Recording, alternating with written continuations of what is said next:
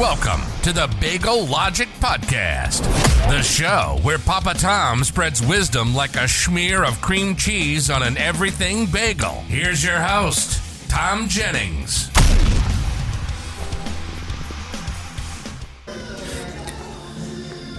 All right, hello everyone. Welcome to the Bagel Logic Podcast. Now you're probably wondering about all the background noise, and this is the first time we're recording remote in public. So everybody's going to give us these weird looks, like nobody's actually here attending this. No, we're literally sitting in the corner of the room right now at a farmer's market. At a farmer's market, an indoor farmer's market on December 17th. So it's super busy. If you don't recognize that voice, it is none other than my first repeat guest. Hey now. Josh Cogovan. Happy to be back, y'all. How's everybody doing out there? Hopefully well. It's almost Christmas. We were just talking about that. We got, 7 or 8 or 9 days left or something? This is true, yes. Correct. And so in the background, we're playing Michael Bolton. And I have to sit now, just to give some context for people that are like, what are these yahoos doing? I normally sell bagels here at the farmer's market in Medina, New York. And Josh, today you're selling honey stuff. Beeswax stuff. Yeah, me and my wife own a beeswax business where we sell all kinds of self-care products, candles, lotions, and these kinds of things with beeswax in them, all natural. So we come down here on a regular. And in addition, I play records every Saturday. So DJ Thom. So the first record I'm playing is Michael Bolton, which actually received a fairly good response from at least a few people. From half of the older folks here at the market. Yeah. And personally, it takes me back to a time when things were just easier, simpler, and life was not so depressing. But if we think about Michael Bolton, now let's maybe this will just be our topic, is answering the musical questions that are presented by Michael Bolton. How am I supposed to live without you when I've been loving you for so long? Lots of coffee. Lots of coffee. What is your relationship advice for people that have broken up with somebody? I can't tell. Like, if you listen to this song, is it a toxic relationship, or maybe, I'm not a huge Michael Bolton fan, so I can't say as if I've ever analyzed this song. And I've been in a almost 1 year relationship, so there's not been a lot of breakups in my short time on this earth. I'm only 40, so for 20 of those, I was in a relationship, and I don't think I matured until 16 or 17. I don't think I cared about girls, so it took me a while. And then once I found the one, that was it. So I can't really relate to these love songs by Michael Bolton. They don't make much sense to me. Well, he never has made much sense to me. He actually got a great voice. He actually started out as a rock singer. Like, he was a arena rock guy. He was in a band called back in the 80s, right? Yeah, Blackjack. I think it was 70s. 70s even. Yeah. He could be like the Journey guy. He could do Journey. Well, here's the thing, and if you get a chance, which I'm sure you probably won't do it, but that's okay. You never know. But if you listen to his stuff with Blackjack, his voice doesn't sound anything like this. So I don't know if he had some kind of singing lessons where he was able to convert his voice. I see what I can do is we can actually pull it up maybe and see if I can find something. Oh no, the record's ending. It's gonna get real quiet in here for a second. Did it really? The whole side is over? Can't be. It's got to be at least one song left. Yes. I don't know about the Michael Bolton. Never have. Oh no, we got more. Blackjack. This is oh my goodness. This is a song. Is this Steel Arms Wrapped Around Me? Oh no, this is How Can We Be Lovers. This was in a movie or something, wasn't it? Yeah, back in the 90s. I think. Man, this sounds like Cher. How can we be lovers if we can't be friends? This is a better musical question. Because I'll be honest with you, I think that there's, I'm just going to be honest. This is knowing that my wife is never going to listen to this episode. I have plenty of lovers that were definitely not friends. Oh, no. In fact, there was many friends that I had that couldn't be lovers because they were such good friends. Well, it can work both ways. Yeah. Yeah. Absolutely. To me, I don't know, man. It's hard not to laugh when I hear Michael Bolton. He's an interesting anomaly. I haven't smiled this much all morning, Tom. Oh my God, dude! I can't pull anything. We get no signal in here. Otherwise, I'd bring up a little bit of Michael Bolton, early Michael Bolton. But for you listeners out there, trust me. Michael Bolton? Isn't it all early Michael Bolton? No. There was a band called Blackjack. What movie was this in? This was in a movie. This song. I don't think it was. This sounds. This is one of those songs like. This wasn't on the Bodyguard soundtrack or something. The Bodyguard. Wow. Jesus Christ! Did you say you're 40 or 400? My God, well, the Bodyguard. That was Was Whoopi Goldberg in The Bodyguard? No, she was in Ghost. There you go. Yeah. Same time, I think. Yeah, same year those songs came out. It's kind of the same movie and all that kind of stuff. But, well, let's, you know what? Let's just bring up random topics. So, 40th episode. You've listened to a lot of these. I've listened to all of them. I can say that with confidence. So let's go through your favorite 5. We'll make this like a year in review. It is likely going to be the last episode of 2022. All right, let's go ahead. What's the... I think my top episode is going to be the... I'm not good with names, but it's going to be one of your first episodes with the lady from the T-shirt factory. Oh, yes. What was her name? Yeah, sorry to put you on the spot, but that episode was definitely my favorite one. I think you guys went over... Alex Gilman. There you go, Alex. Yes, that was it. It was a long time ago. That was almost a whole year ago when you did that one, right?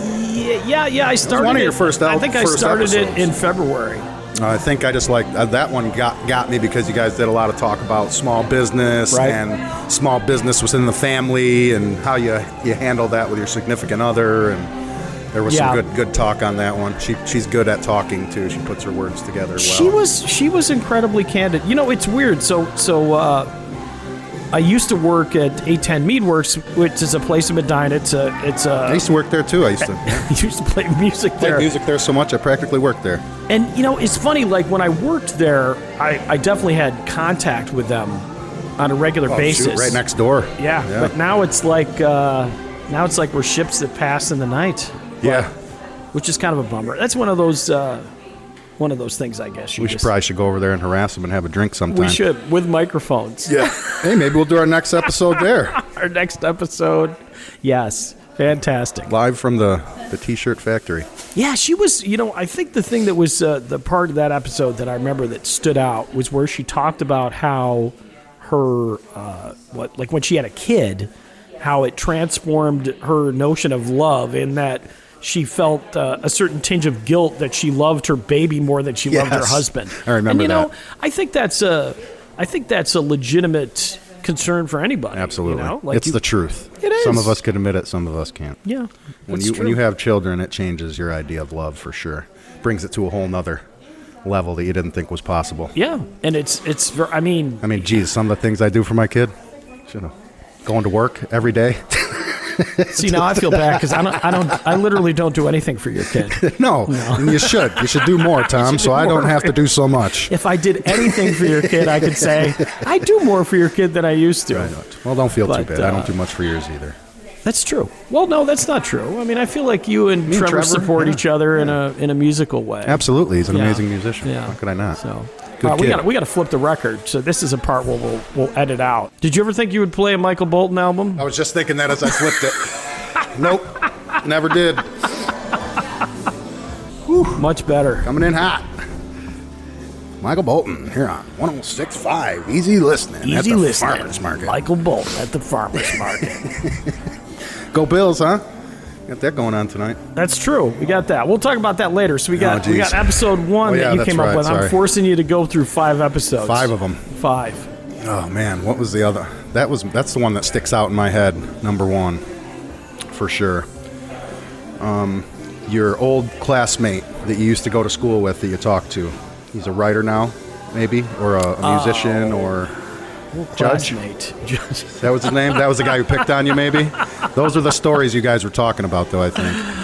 Oh, goodness. That episode was good, too. Maybe, well, you know, I'm trying to think of the people that I had. You were talking about when you were a kid partying and stuff and running into that guy out on the streets when you were maybe under the influence of some things. That was just me, actually. And that episode. Was that? Oh, there you go. Yeah, that was my bullying story. That's it. That's the one. That's number 2 for me. The bullying episode was a good one. Yeah. That was a 2-parter, wasn't it? No, the bully boss. See, there's a difference between there's another one that I like. See, the I like bully them all the boss and the bully student. And the bully student, that kid Judge, man, it was really weird because right before I recorded the episode, I looked him up on Facebook just to see if he was still a normal human being.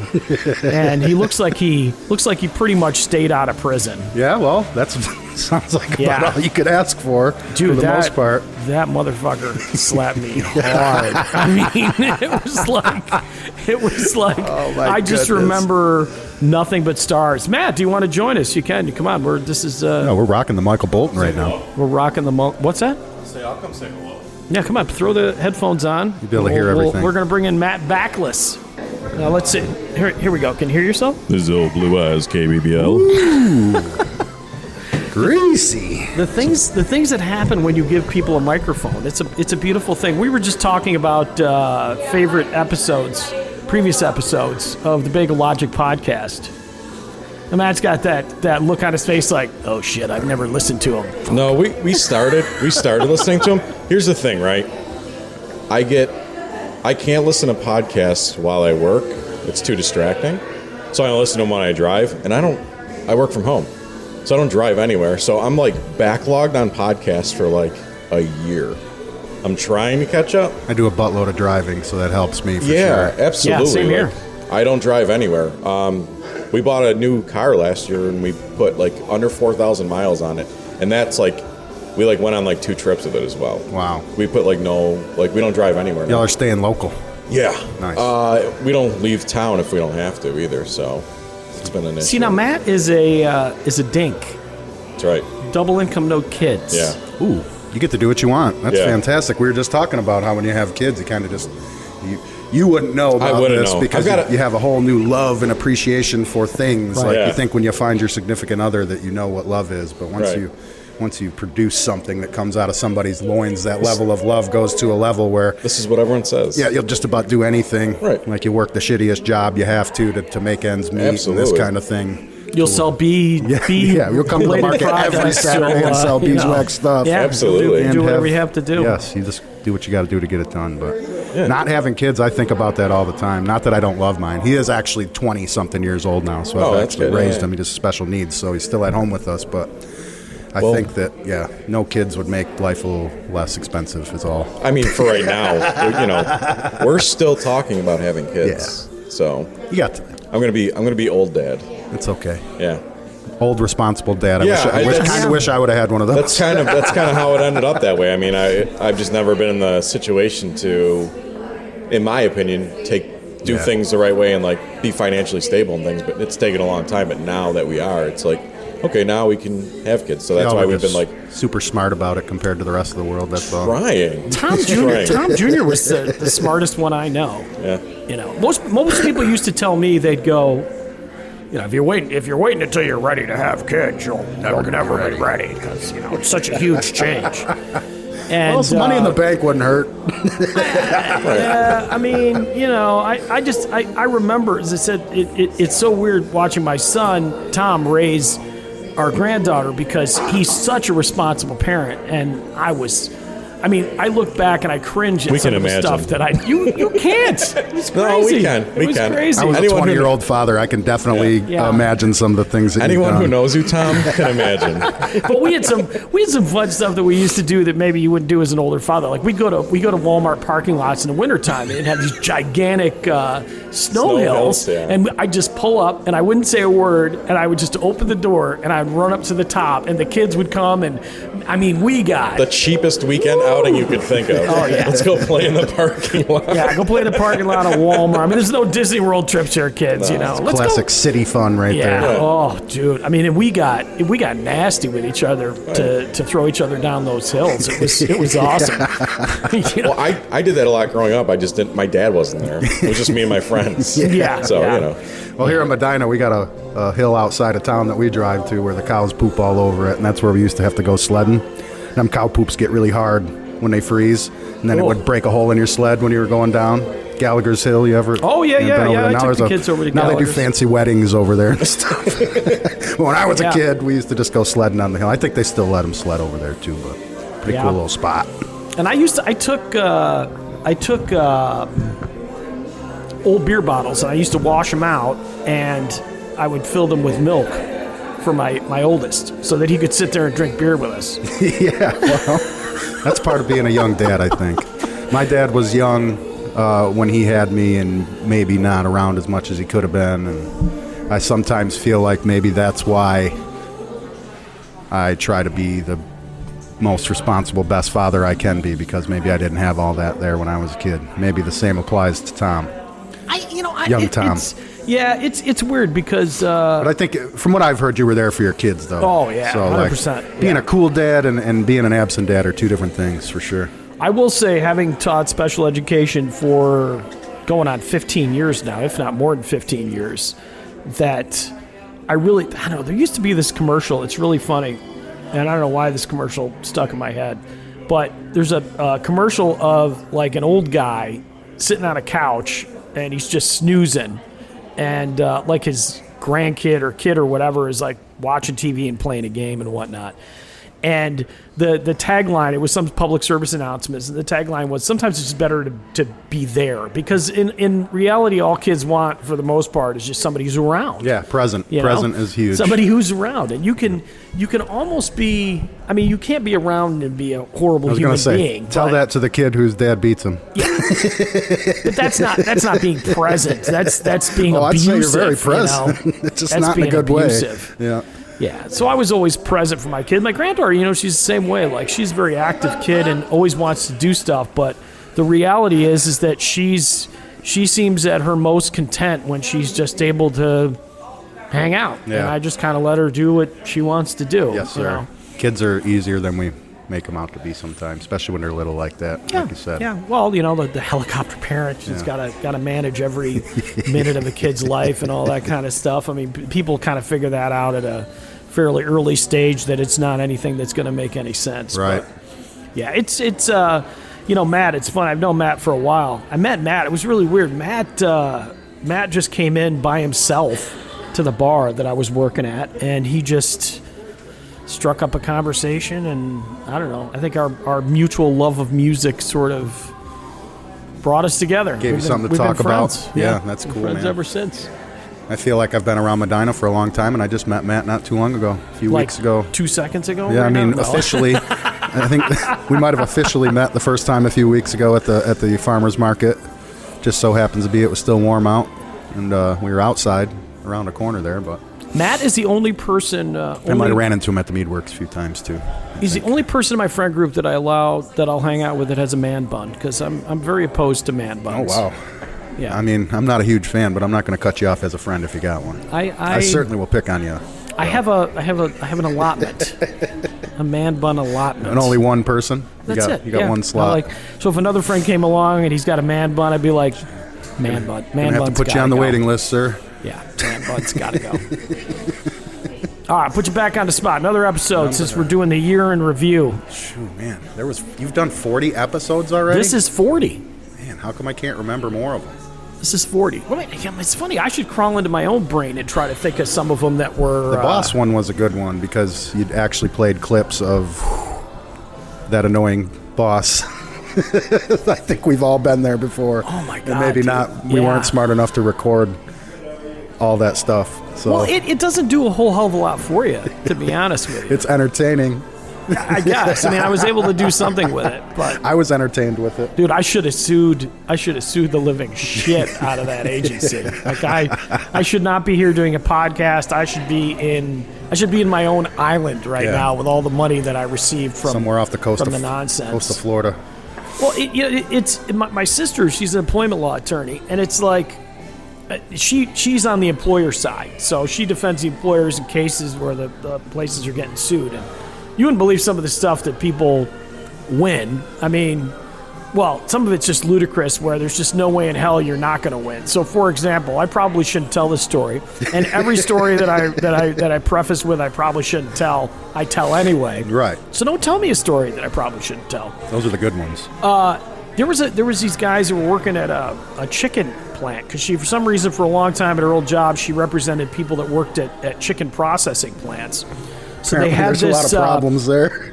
Oh, dude, people losing limbs. I mean, all kinds of stuff. It's not a safe work environment. Yeah, just be careful. Sometimes those chicken fingers are actual human fingers. Them little grizzly bits that you get in there. That's a knuckle. Why does this have a red nail polish on this?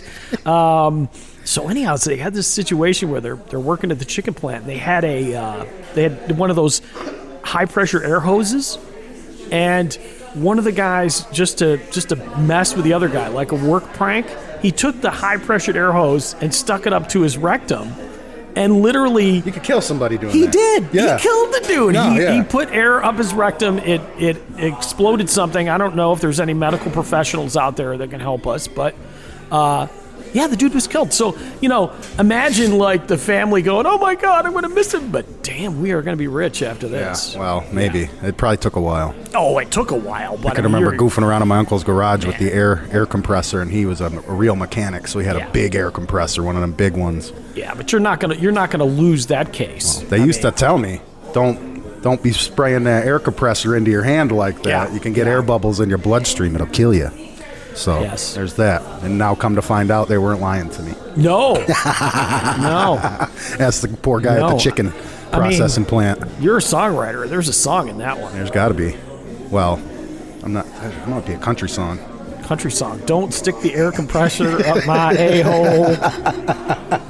And you feel bad laughing about that because like some family right now is still just grieving over. And it's try not to think too deep about it. Oh my God, dude. Can you like no pun intended? Like if I was the boss, and what a way to go! And I got to write that incident report up. I got to be like, you did what? Like, how is this supposed to be funny? Like, at what point was that? Yeah, jokingly hilarious at all? They used to do this hidden camera show. I remember my favorite episode was there was a woman that was urinating. No, it was a guy that was urinating in his coworker's coffee because he hated his coworker. And it was just the funniest thing because it was so easy. So he would pour himself a cup of coffee, and then he had like gym shorts on. So he would just take the one side of the gym short and just pull it open and just give it a little load up, and then put the coffee back on the coffee burner. And then the guy that caught him, it was really the video was like, I knew that he was doing this, and then he set up the camera, and then you see the camera, and it's like, man, that's just... Knew my coffee didn't taste right. Yeah, that's horrible. I wonder how many months he went without it tasting right before he finally set up the camera. I don't know, dude. I mean, I guess a lot of it would depend on what the guy was drinking in terms of... That's a whole nother level of, like, just hate there, though. Like, I talk about the winter months bringing on depression for me. Yeah. Like, it's never going to come to that for me. If I hate my job or my employer, I'm probably just going to quit with no notice. That's the worst you're going to get out of me. This poor guy went to the bathroom in his boss's coffee for a couple months. Oh, for a long time. That's a whole nother level of hate right there. Yeah. You need therapy. Yeah, that's like those, I think there was like a Dateline episode where a guy was trying to kill his ex-wife or ex-girlfriend or something. I don't know. So he poisoned a water cooler water. Yeah. And then, like everybody in the office died. And then it turned out like whoever he was originally trying to kill didn't work that week or something like that. And then everybody else was getting sick. Doesn't make any sense. Yeah. If you don't like somebody, just leave them alone. Just don't pee in their coffee. Don't pee in their coffee. It's not a good idea. Yeah. Let's see. So what? Yeah, that goes. Oh man, that bully boss though. Oh, it's really funny. My dream would be to have her get in contact with me that she actually listened to that episode. But I feel like that particular podcast episode exists solely for my purposes. In that it's like the letter you write, the really angry letter you write somebody. Up to get some stuff off your chest. And then they say just don't send it. You sent it to everybody. I did, but it helped. I don't know. I liked it. I enjoyed the episode. Didn't just help you. I don't know if any of my coworkers listened to it. Who knows? Certainly gave me a laugh. That's for sure. Well, here comes Larry. I bet you we could Albanese. We could finagle Larry to do a guest spot. You want to jump on for a second, Larry? You want to be on the podcast for a second here? Put them headphones on and pick up that headphones on, grab a microphone. microphone. Put you on. We're doing the Bagel Logic podcast This is here. the Bagel Logic podcast. Since we don't have actual bagels to sell this week, we are instead selling information. Bagel Logic information. Yeah. So I'm in. What do we there got you to go. sell? Yeah, we're just discussing our favorite. Have you actually got a chance to ever listen to any of Tom's episodes? I have not. I think a lot of people think it's about bagels, but it's not at all. It's not. It's about logic. It's about life. It's illogical. We're just chatting about favorite episodes, and this is like a 1 year mark for Tom. Yeah, of we're doing getting there. doing the Bagel Logic podcast. This is number 40. So what we will ask you, have you ever had a boss who was a real bully? And would you urinate in their coffee? I'm not one who gets bullied very often. Had some that were real jerks, and yeah, I wouldn't mind tinkling in their coffee. Tinkling, that's fantastic. He's going to do it nicely. He's going to tinkle. He's not going to pee. He's going to tinkle. We had one guy that we used to hide all these little clock modules inside the wall of his office, and click. it drove him literally insane, running down the hall at Eastman Kodak screaming. Yeah, see, sometimes you just got to be creative, find a good way to get back at the boss, without him knowing. But Exactly. It was. like I was saying, I'm generally just one who's like, all right, I quit. Keep it too simple. I don't have these good I did that a plans. few years later. Yeah. Well, always geez, ends, you right? but you retired, didn't you? You didn't actually. Did you retire? Or did you go out with a flame of glory? Did you like pour the gas in the place and throw the match? I didn't even leave a cigarette burn on the approach to that bridge. I just submitted my resignation, put out down on there. I hope you all have a wonderful life and good luck. That's ultimately the best way to do it, I feel. Yeah. And that was almost 28 years ago. So Wow. yeah, That was Kodak? that was My Kodak. grandfather was a Kodak guy. He retired from Kodak, actually, Yeah. way back in the day. Got lung cancer from it. Ended up dying in the 70s, but Oh, that's at the not end of the day, good. That's not good. Yeah. Way to bring the mood down. Thanks a lot. Mesothelioma, Mesothelioma. Stuff will get you. Asbestos is bad, okay? Asbestos Yeah. is bad when it's dry. It's inert when it's wet. If it turns out that bagel flour causes lung cancer, my family could do pretty well. At least it tastes good. No, but it can create some pretty good explosions if you're not. Am I missing something here? Flour could be explosive? Well, when you drop it, it looks like it explodes. Okay, all the powder's flying but- everywhere. I But got you. flour can be extremely explosive. Really? Yes.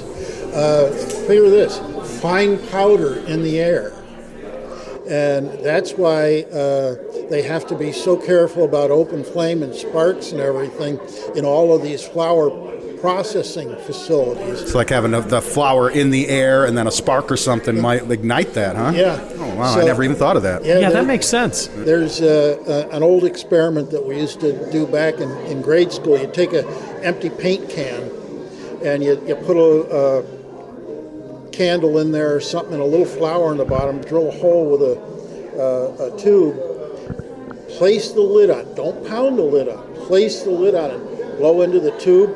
Boom! It'll launch that top right up to the ceiling. Oh, wow. I never knew. This is our first episode of how to create a flour bomb. Exactly. No, you can't put that out on the internet like No. that. No, this is just using logic. Yeah, we It's used just to bagel logic, yeah. See, the only flammable weird stuff I used to do, and maybe Larry experienced this as well, because I think it was a thing, is that I used to take a tennis can, fill it with gasoline and with the tennis balls in it, and then you would light the tennis ball and kick it, and it would look like a little meteor. It's like kicking a flaming meteor around. You never messed around with the bathroom, the works? You never heard of that stuff? Oh, we did, yeah. The Tracy. reaction to tin I should. foil. In fact, we were talking about possibly bringing Tracy into an episode. We'll call her and ask her about the time I messed with the work. She got pretty pissed. Bigger the bottle, the bigger the boom. Exactly. Yeah. Yeah. We used to mess around with Absolutely. those when we were kids. Bigger, Dangerous. Bigger the bottle, the bigger the. Where's the better your half today? Better half had some other plans this morning. Sent She you out said. by yourself. I understand from a good source that Christmas is coming pretty soon. It is. Ho ho ho! Ho, ho, ho. And Yeah. she had some things to do. And See my new tattoo? I heard all about it. Yeah, I got it look for at those of that. you on the listening side, which is everyone, Bills. seeing as we're not doing video. Go Bills. There's my Bill Santa tattoo. Pretty awesome. Yeah, Ho, ho, ho. absolutely, and room underneath it for when they get their first ring. Oh, I know. Well, somebody Second, third, and fourth? somebody says to me the other day, just to be mean. They said, if the Bills lose to the Eagles in the Super Bowl this year, they will have lost to every single NFC East team. I think I saw that too. Yeah. Well, You got to start somewhere, right? yeah. Well, better doing lost 5 than not gotten to 5 at all. Exactly. Basically where I'm at with it nowadays. Yeah. Well, of course, you do remember that when they were adding area codes, it was suggested that instead of Buffalo keeping 716, it was going to be 044. Would have fit right in. Wow. That's Never forget. We never would have forgot. Never forget. It's like I don't know, man. I think people forget Pearl Harbor. I teach high school now. People are like, "What the hell's Pearl Harbor?" Yeah, it's kind of weird, isn't it? Yeah, they're all like, "Is there like a bunch of pearls there?" No, not at all. Yeah, who's Pearl and where's her harbor? Where's your harbor? Yeah. You can start hearing people in here. Yeah, it's getting busier. We're upon the busier hours. People are out of bed and rolling This in. definitely feels more like a live remote recording. I feel like we're than sitting. it did. We should have just told them we were at a bar. It would have been cooler. Exactly. Yeah, really.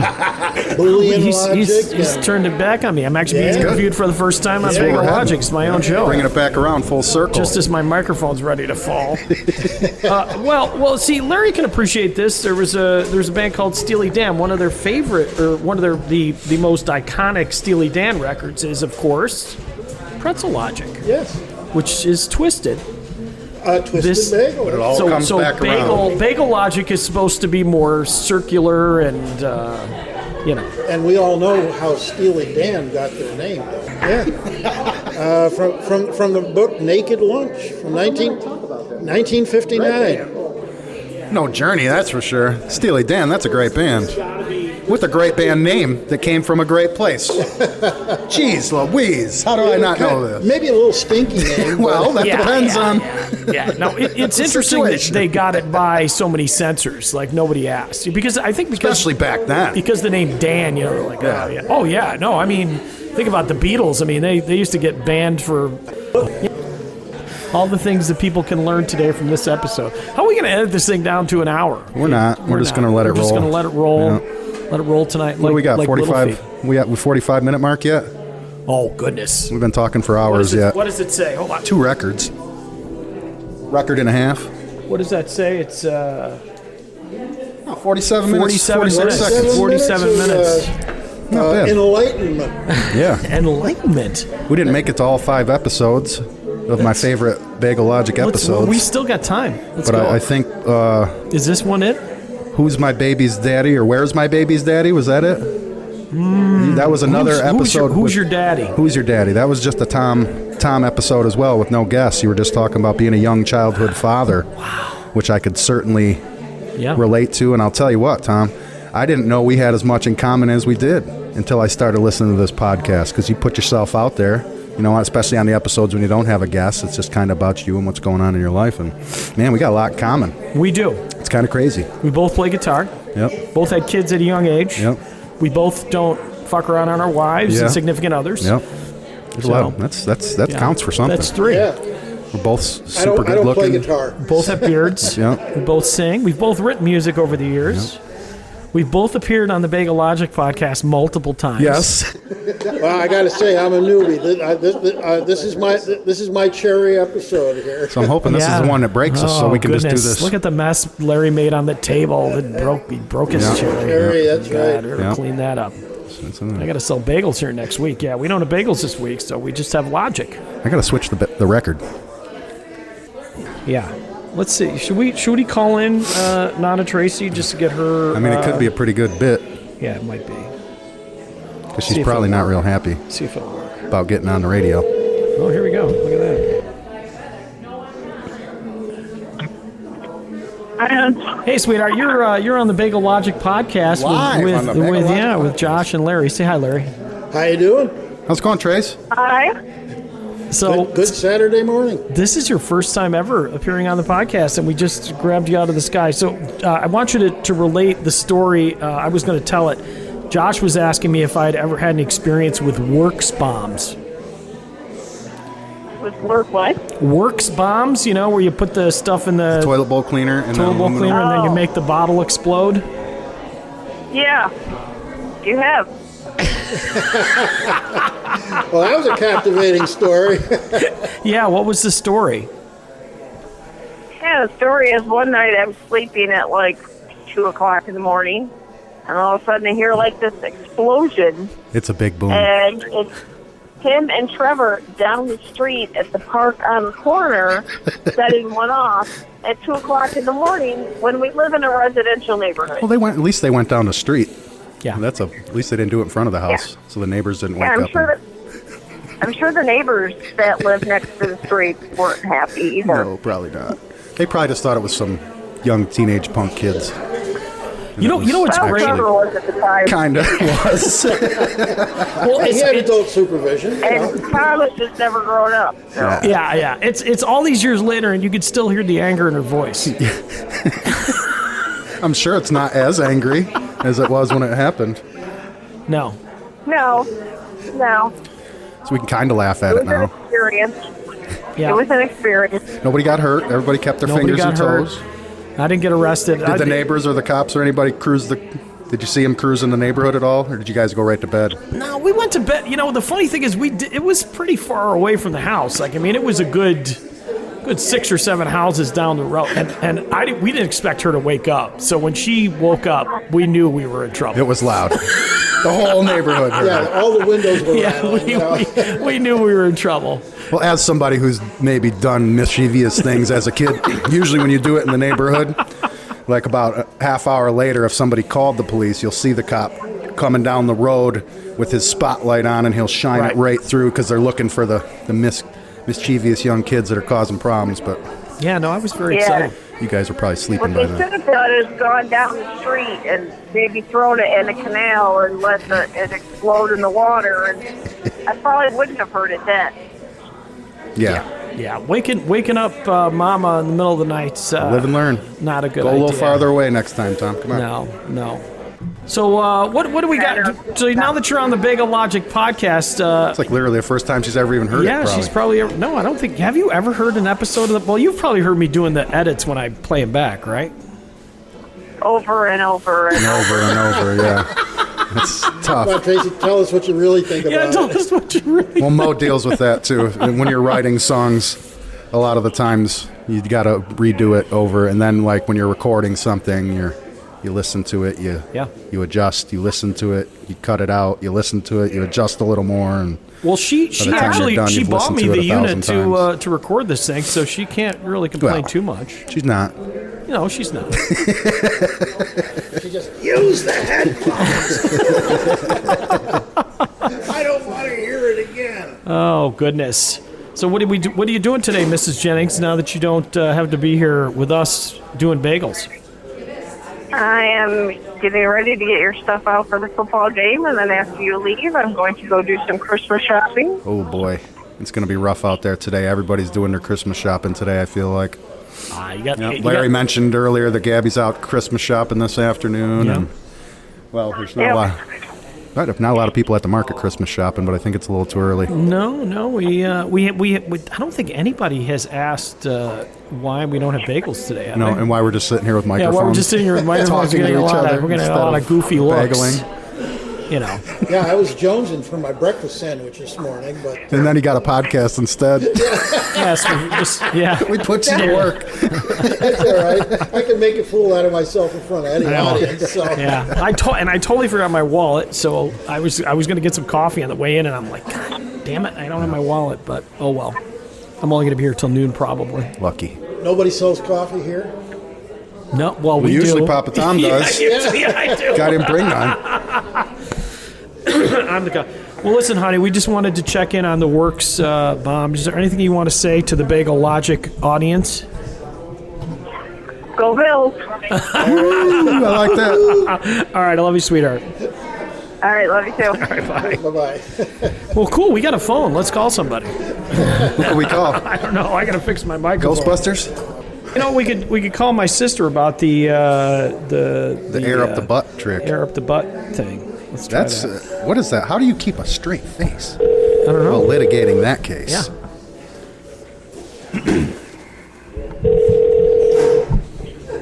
Hello. Hello. Hello?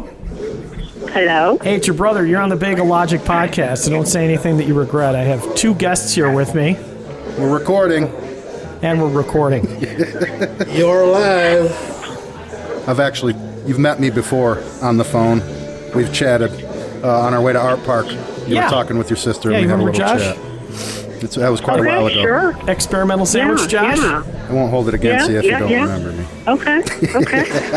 And I'm Larry of just lots of eating sandwiches. This is Larry Logic. That's going to be his new name.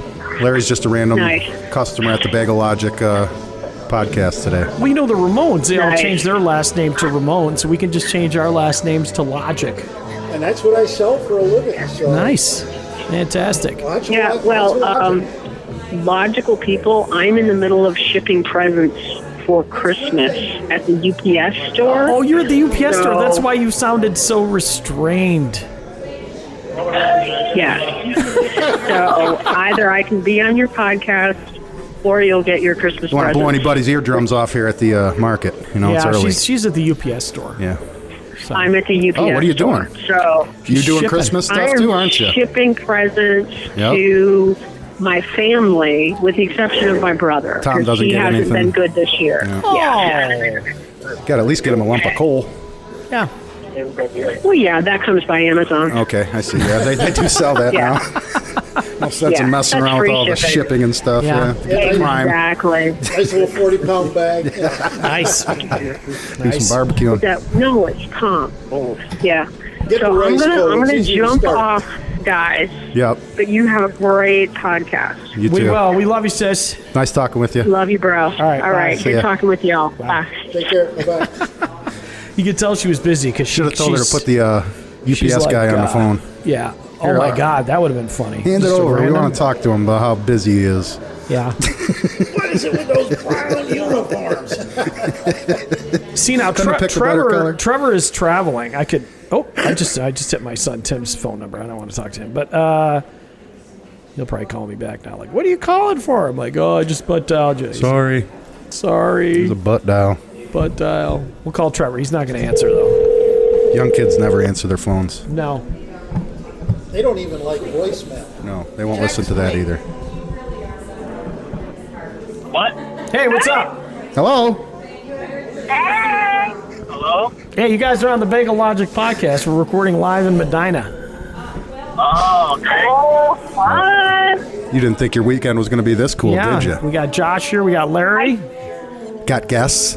Multiple guests. This may be the first Bagel Logic with multiple guests. Seriously. Yes. Groundbreaking. This is Huge. episode 40. We were just talking about our favorite Bagel Logic podcast episodes. I don't think they've listened to And any being that you guys, like Tom is family to you guys, we would think you would have like your favorite Bagel Logic podcast episode. of them. Yeah. Have you listened to any of them? He is like family, but I have to admit that I have not listened to a single What the Bagel Logic. hell? Could you imagine if your dad didn't come to any of your shows or concerts as a kid? You can't help support the old man, Yeah. you know? I know. Well, Come to on, be fair, Trevor. he's got 2,000 different podcasts and videos out there these days, so, I'm You trying to guys keep are- track. You sound like you're in the car right now driving. They're coming back from New Jersey. They Are you went to guys- see Streetlight Manifesto. Oh, that's a badass band. Congratulations. Yeah. The floor didn't cave in, did it? They debuted some new music for That's their awesome. hometown, so we drove out to see it. It was well worth it. No, I believe it. It's a fantastic band. Now. The drummer is crazy in that band. Oh, he's a maniac. I think he's a leader. Yeah, I think he fantastic. did some sacrificial ritual to the devil to get his drum skills. I'm not sure, but It's very possible. It's pretty outstanding. Do you remember they played? They played at the Waiting Room a few years ago, and you remember that venue in Buffalo, New York, the Waiting Room. was It was there. only around for a few years. Yeah, I was there when the floor caved? Yes, that's what I was speaking of. They caved the floor in there. Everybody was dancing so hard that they had to shut the show down and get everybody out of there because they were going to cave the floor in. That's what kind of band that is. That's how much energy they bring to their stage show. I remember the whole floor caving incident, but I wasn't sure who it was. It's a heavy band, man. People jump around and get all crazy. It's like that ska style. I'm pretty sure that I took Trevor to his first Streetlight Manifesto show. You should remember it. That's not something you should They forget. opened up for the Mighty Mighty Boston. Oh my God! Oh, it was for the Mighty Mighty Bosstones? That's a fantastic show. Yeah. That's a double whack Yeah. there. Back when the Bosstones were. That was the one where we went backstage and we met Dickie, right? Correct. Yeah. Yeah, see, I'm a cool dad. Yeah, super cool. That's what I mean. Your kids ain't even listening to your podcast. What the heck?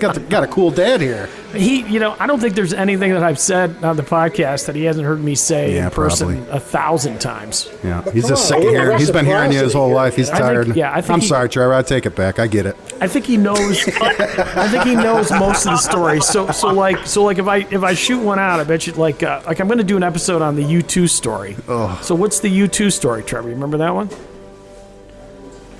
Was that the party that you had? At one of your houses or something? Yeah. The drummer of U2 showed up at a party at one of my houses, and they had a big orgy up in one of the bedrooms. Not yours. Somebody else's. On the podcast. No. They tried to in my room and in my roommate's room, and we kicked them out. We had this one guy. I shouldn't tell the whole story already because I'm going to do a whole episode on it. But he was from Alabama. And not to stereotype people from the South, but he. Well, you're from Alabama. Not Alabama. He was from Alabama. So they came to my buddy, my roommate Adam. They're like, "Oh, can we use your room?" And he's like, "Absolutely not." And then they got me, and I'm like, "Nope, not gonna happen." They go down to what kind of people my roommate ask? Sam's. These are roadies, man. These are steel workers. Is what they were. They would have just kicked the door open and used your room. And so he goes, he's like, I said, "Oh no, you can't go in that room either. That's my roommate Sam's." And I remember the guy's voice. He's like, "Somebody get downstairs and find Sam." So Sam walks up and he's like, "Yeah, man, they can go ahead and use my room." And then they all pile in, right? And I look at him, and Adam looks at him, and I go, "Sam, what the hell were you thinking?" And he goes, "Oh, they're probably just going to be alone, do a couple lines or something like that." I'm like, "Dude, they're about to have an orgy on your bed, man." And he's like, "Oh, what?" So he opens the door. Too late. And it looks like Sodom and Gomorrah in there. And then he closes it, he looks at it and goes, "What am I gonna do now?" I'm like, "You ain't gonna do nothing, dude. You're just gonna have to wait till they're done because you've done messed up. And get some cleaning products." That's about all you can do now. You better burn those sheets, buddy. Hope you got a pocket full of quarters, man. Yeah. Oh, jeez. Yeah. So tell us about the what's your ETA to get back home, Trevor? I'm about 2.5 hours away from home. Wow, you guys made incredible time today. Missing the weather. There's not a lot of traffic. We left early, we left like 7 a.m. Oh, okay. So That helps. That's like when we were coming in yesterday. Okay. Saturday, Friday. So like when the GPS did, it was about a half hour left. Nice. Well, I guess we'll probably go shopping before the game with Thom because as Trevor can relate. Like we tailgate at the Buffalo Bills games. Oh, you guys do it right. I've been seeing the pictures. But see, Thom, like you go shopping with Thom to get food. He tries to like feed third world countries. Man. Okay. Like he wants to get 40 pounds of wings. I got an uncle like that. 72 chicken fingers. Box of pizza logs. $1,000 later. Yeah. So we gotta go in and dial him back a little. Yeah. Yeah. I know, when you said you were going to go shop with him, I was like, this is exactly what you were trying to prevent. You literally said you were going to go by yourself. Yeah, the first week it was really funny. So we go into, I think it was Tops, which is a grocery store out in this area. And it's like his arms were just outstretched, just grabbing anything that he happened to walk by. He's like, "We need this, we need this, we need this, we need this." It's a happy time. Stuff, like donuts. Yeah. Like, donuts? Like, buy some donuts. There was like 5 of us in the group, and he's like, "Oh, these donuts are buy one get one free, so we get 2 dozen donuts." I'm like, we are not going to eat 2 dozen donuts. That's spoken like a true fat person. They're buy one get one free. Yeah. Well, the funny thing was, for the first game, they said he said, well, we had a whole bunch of beer because I think Trevor brought some and I brought some, and then Thom decided to buy another 30 rack of. We're like, I'm like, dude, it's only the three of us. Yeah, we went through it all. Man. Well, that's the problem. The more you buy, the more you drink. Yeah, we Jeez, we're 45 minutes from home still. We crushed it. The beer jacket. Yes, you know what a beer jacket is, don't you, Larry? Not really, no. So Larry doesn't know what a beer jacket. Trevor, you want to explain what a beer jacket is, since we got to get your voice on here, or Meredith? Well, the more you drink, the less cold you get. Yeah. You know, if you got your jacket on, you don't know how cold you really are. Yeah. Right. Yep. Sounds about right. Especially, I've been to a few. I've only been to like 3 Bills games in my life, but there was definitely beer jackets involved at all of them. Goodness, yes. I think we got there at like 7 a.m., the 2 or 3 games that I went to, and we hit it hard before the game. And this was, they still let you smoke inside, and you could sneak beers in still. This was pre 9/11 when I went to the Bills, went back when it was still just a frickin' free-for-all. Yeah. Yeah. Now Meredith, by the way, partied even harder when we made got me out. a brand new Bill Santa suit. That's awesome. And, it was interesting. I was thinking about it today. Meredith's last name is, appropriately enough, Snow. Isn't that cool? That's pretty crazy. Let it snow, let it snow, let it snow. Yeah, let it snow. Oh, I can't wait till winter's over. Gosh, I wish it would snow and be warm at the same time. I wish that was a possibility. Well, Snow is winter, pretty, but... Winter hasn't even really officially started Wednesday, yet. yeah, I know. Yep. Yeah, I work out in it. I'll disagree that it hasn't officially started because I worked out in like 18 degrees the other day, I think, up in Hamburg. It was snowing, and it was windy, and it was cold, and it was definitely winter as far as I was concerned. Yep. Larry, have you recognized we're playing vinyl here as well today, Trevor. Do you recognize the band yet? I can't hear it through the headphones. Oh, goodness. Well, there was a couple of folks sitting out front of the PA that wanted me to turn it down a little, so it's not real loud. No, it's here at the farmer's never, market, they don't like you to tune it up too loud. No. We have to be quiet. I got sensitive Thankfully, ears we have here. good microphones. Yeah. So We're just like whispering into the microphones. I'm trying to picture the look that Trevor and Meredith are giving each other right now in the car. I'm like, what the hell is he doing? Why did he call me? Can we just hang up and tell him that we went through? I'm not gonna lie, I would have hung up hours ago. He's and, like, this is the worst podcast ever. Sorry, pops, dropped the call. Yeah, going through the mountains of Pennsylvania. Just got a bad signal here in the Poconos. Losing. Oh, yeah, their signal's going. All right, man. I love it, Trevor. I'll call you. I'll call you on the way home. Safe travels. Next time I call you, I promise you won't be on the podcast. And we love you, Meredith. Say hello to Delaware Watergate. All right, bye. Oh, goodness. Man. It's nice just hammering people randomly on the podcast. I don't know anybody else who'd answer my call. I could call my other son, but I don't think he'll. He said he was grocery shopping, and he'll just get angry. Hangry. Hangry, there you go. Got Brian Hugby's number? Oh, bees? Yeah. Oh, Jesus Christ. That's entertaining radio right okay, there. Let's do this. I think he's on the road, too. So he's probably driving. He's back because I think he had a dentist appointment or something like that. I thought he told me the 22nd he was going to be back. Yeah. Let's call him. That's good call. Hey, did he tell you that he came and got a boat from me? Yeah. He's been working on it. Yeah, he's all excited about it. Let's see if we can get him on the phone. He answers if he's available. He does. He's a phone answerer. Yeah. It is kind of early. Hello. Hey, buddy. Hi, how are you? Listen, you are on the Bagel Logic podcast. We're recording live at the Canal Village Farmers Market. That's Josh Cogovan. Wonderful. What's up, boss? Awesome. And Larry. Larry the Boatman Albanese. Larry. You didn't tell me you bought your boat off of Larry. Yeah, let's hear the boat story. How's the boat coming?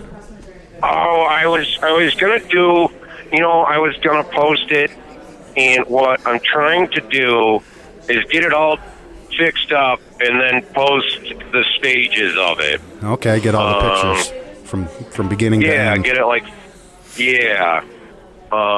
I guess if you want some, I could send you some, but that's what I was doing. Is it ready to get in the water yet, or what? When do I get to go? No. When do I get to go water skiing? When can we take Papa Tom out in his new Buffalo Bills Santa suit and let him water ski? I do not do water. Oh. I've seen that, yeah. We got a life jacket for you. You don't swim, really? I don't know if... You won't even go in if it's not above your head? No. I mean, the boat is really nice. It's a great boat. But I don't know if me and Papa Tom will go anywhere in the boat, let alone stay in it. Only one way to find out. That's a fat joke. That's there, true. Well, That's true. He was ripping himself just as bad as he was ripping you. So How many, Larry? You used to own the boat. Self-deprivation is the best comedy. Did you have big guys in that boat? Yeah, we did, but it's only a 12-foot boat, so it's kind of limited with capacity. Oh. It's got a nice little 40 horsepower Johnson on the back of it. Hey, Bees, I found the gas tanks for it too, so I'll dig them out of the barn. I bought one. Okay. I didn't know you had gas tanks, so I was traveling all over the countryside looking for them. Some guy gave me a couple old rusty ones, and I said, I'm not even trying to use these things. So I went to Walmart and bought a new one, but I would like a bigger one so I don't have to keep coming back in and out. I think these are 6-gallon. Yeah. I think I got a 6, yeah. Yeah, and you got to, it's a 2-cycle engine, so you got to put the oil in there. Oh, good. Yes, yep, I got that going. I got that hooked up. I got a new tank, new lines, a new fitting, the male and female pieces. I hooked it up to the engine. And when was the last time you touched that engine? Clinton was in office. Yeah.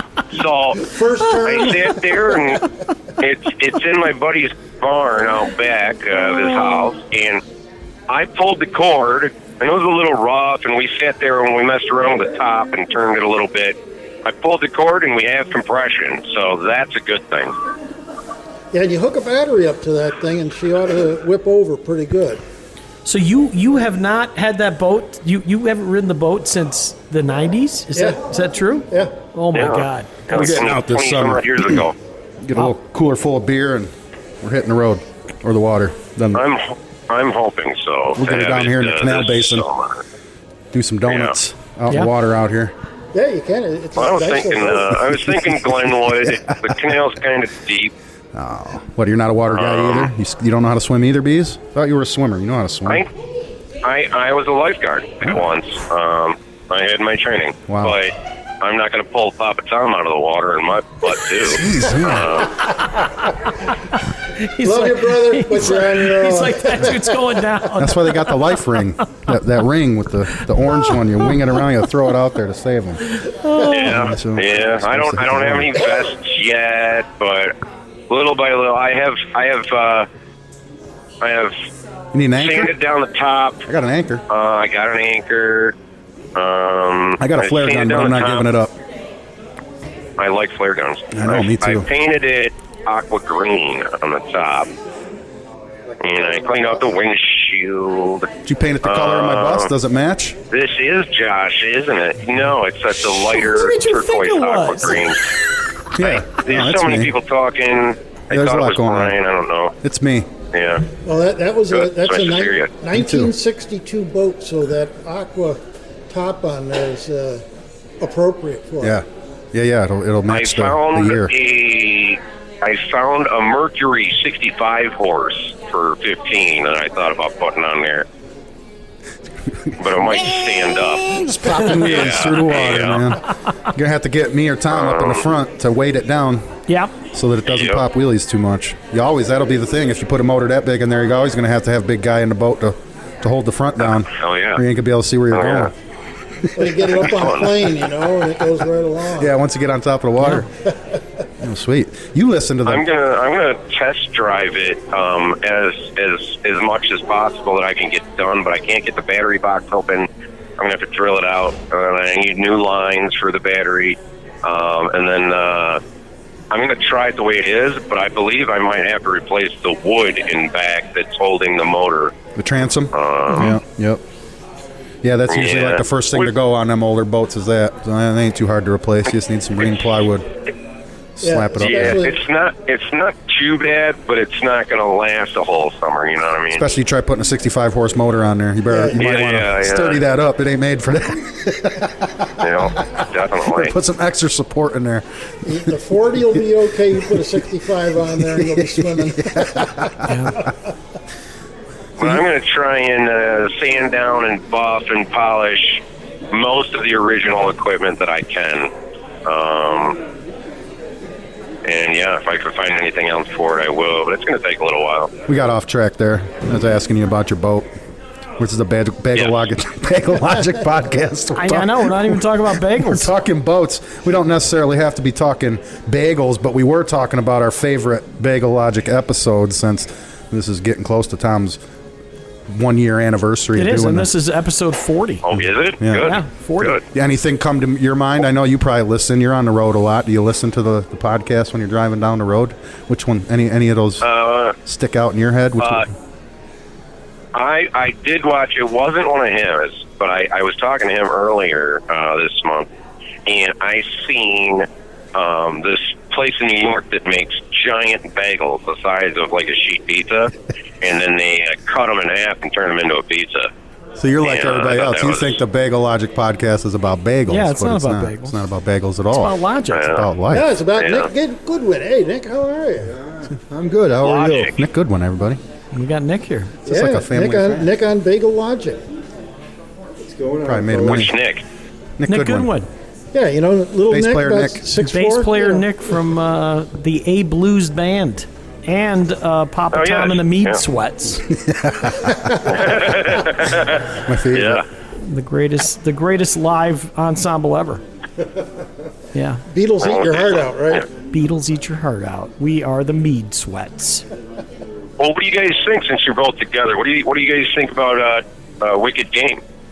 It's a horrible song, but you're my Yeah, friend, what and is- I would yeah, I don't probably understand. help you Yeah, play it if you yeah. wanted to.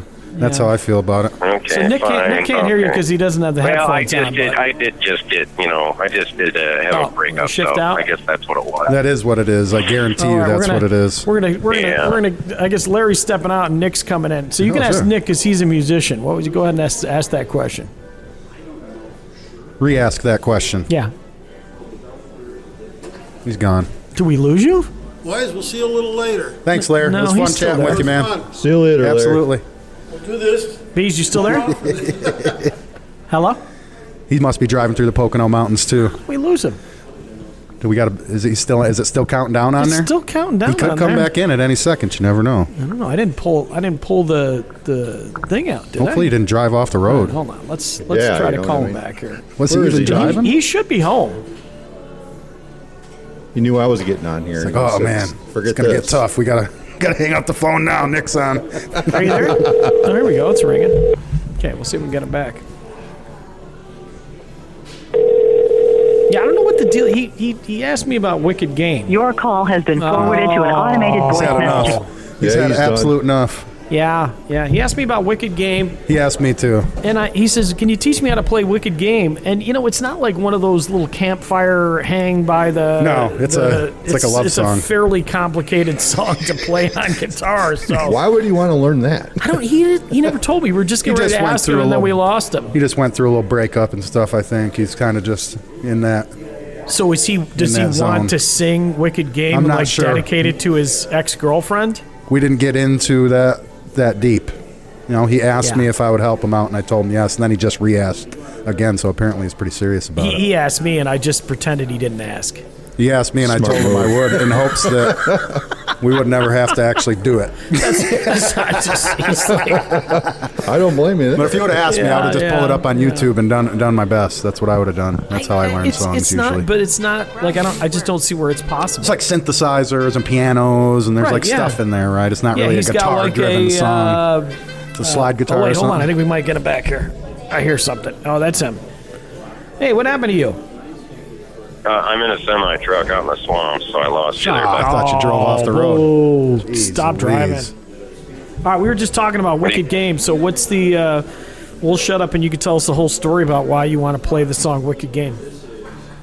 I was watching. Well, I like the song. The video is fucking awesome. It's this sad, sexy video. Well, there is a hot But, chick in the video, but Yeah. I usually and then mute songs like that. he Sorry. can mute songs like that when I'm by myself. He hits a high note, and I can't hit it, but I always thought his voice was at great range. Oh, That's why. He lasted a long time. And he was a super popular fucking guy, wasn't he? Yeah. He had 2 years. That was the only hit song he ever had. What are you talking about? Chris Isaac. That's all you need. Yeah. He was popular for like 4 years in the late 80s, right? I just saw him. Mid-90s? I just saw him like 2 years ago. He's still popular. On a casino tour, is he? No, he's playing at our apartment. People Bingo love halls? him. Old ladies love him. Bingo hall, yeah, the bingo hall. The bingos won't take him anymore. The fire hall tour. See, we speculated, Bees, that it had to do with a nasty breakup, and that you were that you were relating to the song based on that. Is there any truth to that? Yeah, it wasn't nasty, but it was extremely disappointing. I mean, I'm not in my 20s anymore. I'm not going to argue and scream and fight anymore. You know, she just said that she couldn't take my high energy and anger, and I said, okay, I understand. You know. And then Chris Isaac. You guys know how I am. No. Oh, of course we do, but we love you. Yeah, I think that's what I Right. tried telling you the other day when we were talking on the phone. Yeah, you did. Yeah. You did. You're not. You can't be for everybody. No, You know? and I'll be honest with you, I've never slept with you, so I don't know how you are in bed. I Right. mean, that could be a deal breaker The too. offer's on the table, Tom. I'm not gave it $20. It's $20. Yeah. we were just talking about Michael Bolton's How Can We Be Lovers If We Can't Be Friends? Yeah. And I was like, I think it's pretty Yeah. easy to be lovers and not be friends. Yeah. I think it's My very father loved Michael Bolton. Yeah. We started the podcast with a Yeah, bit of we were Michael listening Bolton to on Michael the record Bolton. player. Yep. That was rough. Oh, do you remember, what is that, Lonely Island and the Michael Bolton song? No. Oh, my God, you got to watch it. It's unbelievable. It's effing hilarious. There's nothing unbelievable about Michael Bolton other than his hair. Yeah, that's Pretty true. unbelievable. Yeah. Yeah, he lost it all. He's That was got a weird, unbelievable. well, he did. I remember him with hair, and I'm going to continue to remember him that way. You know, Well, I who's don't the do guy I don't do guy? new Michael Bolton. Only strictly always- 90s Bolton, sir. Yeah, my dad is too. Kenny G. I always mess, Bolton. yeah, that's who I mess him up with. Who was the other I always guy? think Marks? Michael Bolton had the Kenny G hair. Who was the frickin' 80s guy? If you want to take a nap, listen to Kenny G. Yeah. Oh, God. He'll Yeah. soothe you. Come on. He'll soothe you. Yeah. So that Have some nice nice soothing- chamomile tea, a little bit of Kenny G. You know? That's Louis Armstrong. That's my mouth saxophone. That's a mouth trumpet. Yeah, how do you do a mouth saxophone? I don't know. Just don't use a mouth flute. Don't do that. No. Oh, Lord. Hey, easy. We're at the. This is a family event. Yeah. So where sorry, are guys. you today, Mr. Bees? Well, I woke up at midnight and picked up a trailer down in south of Binghamton, and then I am going under the Waterloo exit right now. So Waterloo always smells. I hate Waterloo, but Stop over getting at the out of here Day so I Lago can. and have a gamble.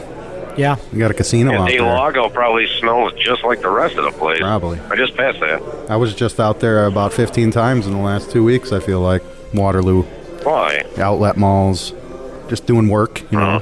Oh, out there yeah, I forgot about that. Yeah. working, putting up I'm glad wheelchair you're ramps. doing Yeah. Yeah, That makes one I'm of glad us. you're doing well. Makes one of us. Not me. Jesus. Work No, sucks, you know. no. Especially when it's cold out. I Yeah. think that's more what's getting me now. I had a friend named Just don't do good in Napoleon, the winter. but he hated Waterloo. Yeah. It's a little I history. despise it. I used to pick up whey protein out of a dairy out here. Yeah. And it's an Indian dairy, so there's no flavor to the cheese. There's, they got yogurt and cheese out here, and it's bland. No good. And it's just gross. It's no and then the Yancy whey protein, fancy. the water left over is gross. Think I got a So drink in there's his hand? What is it, wine about winter today? Sorry, we're looking out the front window. There's a guy walking up with a... No, it's just coffee. Never mind. So if you show up to February-ish.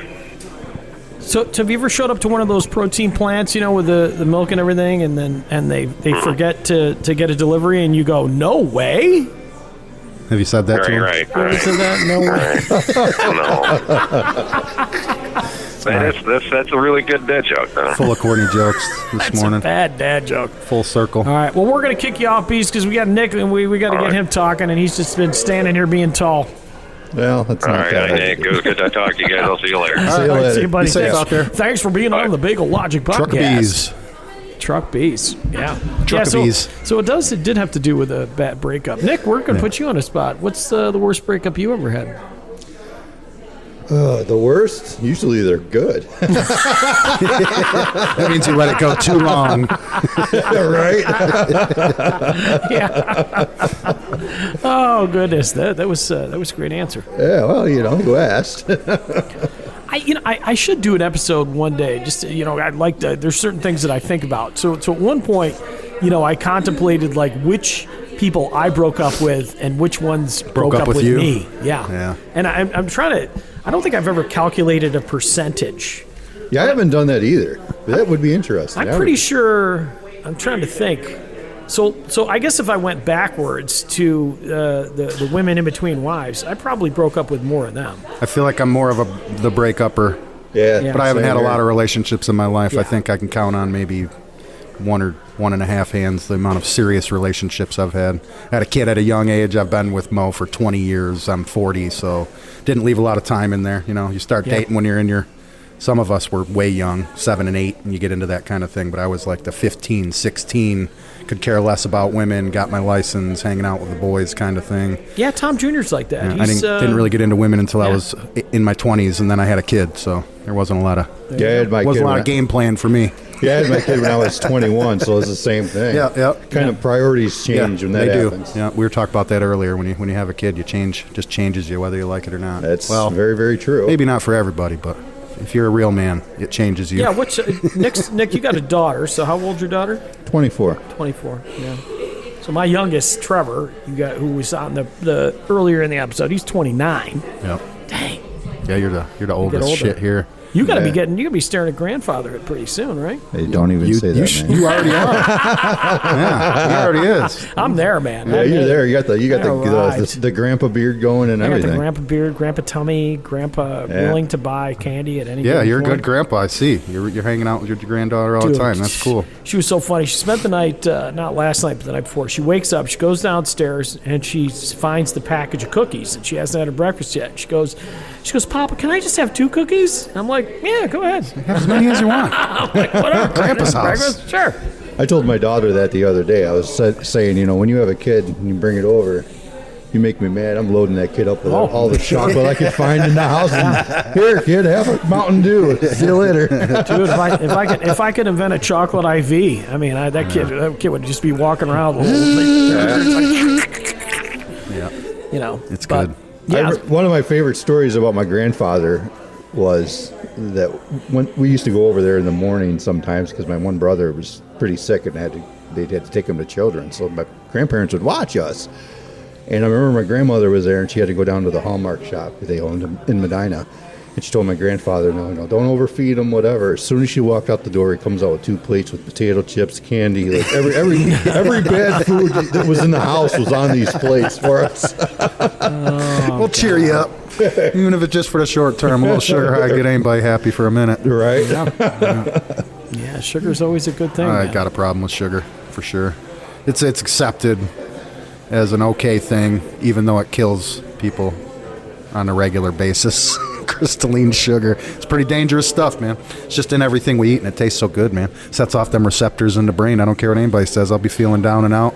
Get me a candy bar, especially a king size, seems to really do it. Just pick me right up on any dump hole and make me happy for about 5 seconds. Right before I went to bed last night, my wife, she had... Something about sugar. She had just bought a whole bunch of sponge candy. Oh yeah, and that's a delicacy in our area. People outside of our area don't understand. I eat sponge candy like I eat potato chips. It's good, and then I just get sicker than a dog. Right, overdo it. That's me all day. Absolutely, man, I don't know why I feel like crap this morning. Might have been the pack of Oreos and the freaking potato chips that I ate right before I went to sleep. Someone I work with, his wife takes the Oreos and she'll dip them in chocolate. Oh yeah, I've had those chocolate dipped. It's like a chocolate on the outside of the Oreo. So it's fantastic. man, I wonder if I can I gotta see if I can pull this up because I have horrible reception in here. But I did Nick can probably introduce it. I did a prank phone call for him. Oh, that's classic. coworkers. Let's see if I can find Which one are you doing? Oh, I had more than one? Yeah, we did 2 of them. Well, that's a good bit. Oh, God. Well, you know. I'm trying to remember. What was... He called... So there's this girl we worked with, and we thought it'd be hilarious if he had Tom call her, so he did. And he pretended he was related to her and found her on Ancestry.com, and it's hilarious. Oh, my goodness. Yeah, see, I'm not getting enough signal to pull it up, but, man, that was... spinning. It was classic. Spinning in circles. Yeah, just spinning. We need Wi-Fi down here at the farmer's market. They've been saying that they're going to do that. We need some Wi-Fi so that our credit card machines work and we can listen to the prank phone calls. Yeah. Maybe you can just dub it in. Yeah, when you where's get Chris? home. Let's go tell him. Get him over here. Yeah, and I called this girl and I go, hello. I was just doing an Ancestry.com, and it turns out that you're my sister. And she was like, oh no. And I had actually, what was it, 3 or 4 weeks before that, I posed as her doctor. Oh no. This poor lady. She's gullible as all get out, isn't she? He tried to change her doctor's appointment. I tried to change her doctor's appointment. I said, hello, this is Dr. Raj. So we kept going back and forth, and she's like, see, Nick is kind of a devious guy. So he tells me, he goes, we think this girl's faking her doctor's appointment. So I want you to call and pose as her doctor in the office. I'm like, okay. I like how you say Nick's the devious one. Like, I'll do it. Like, sure. Yeah. He was like all into it. We had to test the phones and everything before we did it. You got to have good sound quality. Oh my God! You don't want to waste your time making a prank call. You can't hear it. Yeah, it was absolutely hilarious. But yeah, she fell for it, hook, line, and sinker. I think she legitimately had a doctor's appointment. My boss laughed so hard when he heard that. Gotcha. Oh yeah. So not only that, because I recorded it and I sent it to Nick, and then Nick played it for like everyone in the office. So Oh man. yeah. And then he did it again to her a week later. It was a couple weeks later. Yeah, we gave her a break. We gave her a little bit of a break. I think we hilarious. still haven't figured out what the third one we're gonna do is, but we gotta do I don't something. Yeah, it was man. She just totally fell for it. Well, the one time, that's right, with the brother one, like an idiot, I didn't block my number, so she started texting me. She's like, Well, you've seen that Netflix documentary, haven't you? About the ancestry. There was a doctor or something. I watched this. the guy that had like 90 kids. There you go. Yeah, he was. He worked in a It was a sperm bank. sperm bank. Yep. Yep. And I he saw was using his own sperm to fill the cups up at the sperm bank, and Right. then ended up getting like 100 different kids throughout the United States, and then everybody went on Ancestry and found out that they were all related, and there was people that didn't know they were. I wouldn't want that child support bill. man. Dude, can you imagine? Like, can you imagine how bad Christmas would be? Like, you have to buy like 85. Well, they did end up going to court, and he did end up admitting to it, and Yeah. who knows? Well, But what do you do? Like, you know, like, There's not much you can do how at much that trouble, point. How much trouble you get in at that point? yeah, he was old. Shit, in his 70s or something, I think, when they finally caught on to what was going on. Yeah, I feel bad for all the guys that donated their stuff and worked hard to get it out of them, and then he doesn't even use it. They got paid. Yeah, they got their money. Who cares? That's all they were there for. Yeah, really. Weirded me out. I remember watching the documentary thinking, what's going on here? As they're kind of trying to play it out and explain it. Oh yeah, And then they dropped it on you in one episode. Well, I remember 100 kids. growing up in Rochester, there was a guy who he was a nursing home worker, and he impregnated a woman who was like a vegetable. Mm-hmm. And I don't think he used that term anymore, but whatever the case, she was a non-responsive adult, and the girl got pregnant. And so then they arrest the guy. So after they arrest him, it turns out that he has a gynecological business out of his basement. Okay, and they wow. I know. And then they like give that to anybody. But this Free guy, breast exams. this in the guy basement. this guy has no medical license, no nothing, right? So then they get a video of his basement. And like the exam table is like some kind of coffee table that you picked up at an estate sale from And I'm just like, I'm thinking, who walks into this place and thinks that this is legit? I mean, I'm all for piece of paper's hanging on the wall. That's all that matters. I'm all to some for people. discounts, man. But you It's know, written in crayon, but hey, yeah. it's safe. Missouri State online school. God. Got the certificate. It's buy one get one free Pap smears this week. Yeah, we're running a payment plan. I don't know. Dude. I always feel weird going to chiropractors for that same reason. You can pay with beer or cash. Might be your first sign. But who? You're not in the right place. You saw that? Was that Leonardo DiCaprio movie where he pretends to be a pilot and all that other stuff? Oh, he pulled it off. Yeah. I just, how many people ever really ask? They don't for legitimate licenses. Gotta have the. I mean, I feel that like was you can crazy pull because it that was based on a true story. That for guy, sure. that guy actually did that, and then he became a consultant Yeah. to the FBI. Yeah. Well, that. the beginning of the Home Alone movie, Joe Pesci shows up at the house in the police uniform. Nobody asks for his badge or nothing. Man, you roll up in a cop uniform, and It's a good chance nobody's going to ask any yeah, questions. I feel like I should dress as a priest more often. I can just walk around and be It's a very popular way to rip people off on the streets too. You dress up.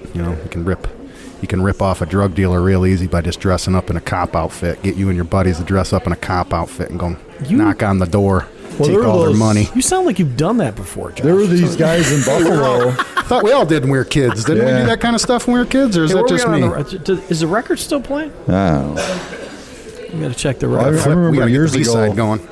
there were Buffalo cops that did that. They were raiding the stash houses on the side, taking the money. But at least they're cops, right? Yeah, but they still got Yeah. arrested for it. and Yeah. in trouble. Yeah. At least they were trying to do something good, I guess. Sort It's of. just crazy how people can just sort of. Like I say, at least they were cops. Well, but you know what I mean. Should we hold them to a higher standard? Yeah, but Yeah, I mean, I know, right? like, it's just It's all right, they're cops, It's they can do what they crazy want. how easy it would be to, because even if you think about it, flashing a badge, Sure. like if I got a wallet with a badge, Yeah, and I just flashed it, I could probably get away with that. I think so. So, I think so. yeah, I would believe it, and I'm not that gullible. I don't think. Well, there was another guy. This guy wrote a book, and I've never tried it, but I always wanted to. And he was. Thanks, Nick. Where's Nick running off to? Oh, he's grabbing a chair. And there was a guy who he wrote this book about how he got backstage and met all these famous musicians. And he would like take a picture of album covers or whatever, craft this fake backstage pass, and then he would get a briefcase with the record label on it and paste that on top of the briefcase, and then dress up in a suit, Sure. and then just walk in the backstage door like he freaking owned the Have you place. seen any of the videos of people just dressing up like they're construction workers and just getting into anywhere and everywhere, like free movies, anything, like you walk into the movies, as long as you're carrying a stepladder and you're dressed in a blue jumpsuit, you can just walk right through. Nobody will ever stop you. You got a tool belt or a toolbox or anything in your hand, they just think you're going to work on something. You just pop on into whatever movie you want to see, and You just Boom. inspired me. boom. He knows all the tricks. He does know all the tricks. I grew up in Medina, man. Jeez. Well, where do you need to do that in Medina? You don't remember the theater down? yeah. Yeah, see, and I felt bad because I used to when the kids were young and we would go to the drive-in. I'd literally stick them in the trunk. Sure. This shit's expensive, man. Yeah. Kids should be free for that kind of stuff anyway. That's all there is to it. Well, you see how it worked out for them. Yeah, I know they closed. That's Nick's fault. Pretty much. How's it my fault? What did I do? We don't know. We just got to blame you, Nick. You're the guest. You're the guest. We got to pick on you. That family is running that drive-in forever, and the poor guy's wife passed away, I do believe is what happened. Wow, So it was a husband. way to bring the mood down. Hey, that's just I know, life. man. That's just life, man. I'm not trying to bring Yeah. the mood down, but, it's just the way it works. They were running that thing for 30 plus years. Their kids were helping them, and yeah. they retired, and the kids kind of took over, and now Yeah, you it's don't know what to crazy do with when it a all. business like, there was a place in near north of Albion, Brown's Berry Patch. You remember that? Oh, yeah, that I place. know that place was so cool. and Fantastic. Then the kids just didn't feel like running the business, so they said the heck with it and tore the damn thing Damn down. millennials, lazy millennials, just ruining everything. Now, the Yeah. big question about Brown's Berry Patch is, where did the goats go? They're all up at the pumpkin farm in Clarence now, probably. I don't know. I thought that was kind of a the Becker bad Farms. question. Oh, I mean, they did build a pretty big playground there for the goats. That was pretty cool. Yeah, It was. I said it's depressing to think that the place just shut So shoot, down. I'll tell you, Brownsberry Patch when I was a kid is a lot different than it is now that I have kids. You know, there was no bounce pillows and the No, goats it was weren't just there. ice cream and Pumpkins. Pumpkins, yeah. and apples if they applied at yeah. that time of the And I year. think they had a sub shop in there. At Yeah, one yeah, point, they did too. actually, and they used to make pretty darn good sandwiches. Yeah. You know? Yeah. And then the grandma would make the pies. Yeah. They were really good. Yeah. Not a lot of family businesses around. Well, that whole area is shut down there right now. Yeah. If you got like $3 million, you could just own your own town down there, right by the lake. Narbee's is for sale. There's a bunch of cottages. The marina there is for sale, and then Really? the other marina across the way is for sale. There's no more bait shop down there anymore. Nothing's open down there anymore. It's all closed and for sale. So if there's any like big time millionaire people listening right now, if you want to own your own town, come on down. Yeah, if you want to own your own Well, town. between the flooding and then COVID, I think it really hurt them. Yeah, yep, definitely. They really did. They only have the seasonal stuff down there, and that missing one season, COVID Yeah, really. messing things up. You know, messing things You up know, for we everybody. forgot to ask Nick if he's ever listened to the podcast. You ever listen to the podcast? I have listened to the one about the employment stuff with your Okay, sister. we were talking about that one Yeah. earlier. Oh, he listened to the No, cover your and I- assets. Okay. And I've listened to a couple other parts, pieces and parts of one. Pieces and parts. That's a diplomatic no. Yep. Yeah. That's a nice way of saying no. Guess we won't follow that up with what your favorite episode is then, huh? Yeah, don't do that. My favorite episode, Tom, is the one where you were talking Yeah. to somebody and you guys had a conversation, and it was a good one. It was about bagels. In the beginning, Yeah, like see, when we, he still thinks it's about everything. we It's not started about this- bagels. Bagels is about whatever we feel like freaking talking about. when we started this, Tom said, it's okay. You don't got to worry about what you say. Nobody listens anyway. And I said, there's plenty of people listening. I listen to this thing every week. I've listened to all of them, Yep. all 40 episodes. And then every person we've had up here, I say, so do you get a chance to listen to the Big Logic podcast at all? What's your favorite episode? I think I might be the only one who listens. I know. I should have put up like a little recording thing so that people would walk by and, Hey, one fan's better than no fan. That's right. I It's enjoy kind it of like too. some of the shows we played, you know? He took about 4 weeks off, and I missed you. You weren't there. There was no Yeah, episodes for a yeah. while. You got a little frustrated. Yeah, I was going to listen, but there weren't any episodes. I do the same thing. wow. I do the same thing when nobody listens to my music. You get two or three shows where you play out and nobody showed up. Yep. And Yeah. you start to ask yourself, why am I doing this? What's the point? Why do you I think I haven't talked to my wife in about 6 weeks? She don't listen to me. I think we've all had those shows where you show up and there's- Certainly more than not. Actually, around it's funny around this area. yeah, how it is. It's tough to get people out, especially this time of year. Wintertime is real tough. That's why we don't book a lot of stuff right now. Same here. Besides the fact I don't want to go out in it either. Yeah, who wants to lug gear in 10-degree weather with snow Right. coming down? Not me. And then drive home at 3 a.m. with Yeah. all the snow and everything else, and you got to pay to do it. So Yeah, it's not like we're getting rich. no, definitely not. Lucky if you're breaking even. A lot of times, we all know. When it comes to So local music. we gotta talk about Nick is about to take the plunge next year. Yeah, Oh, yeah, boy. yeah. I'm taking the plunge next September. You going into the polar bear, jumping into the lake, No, taking the plunge. not that plunge. Not that plunge. I'm getting married next September. Oh, congratulations! Thank you. All right. Trying to convince Josh to get married next September. Yeah?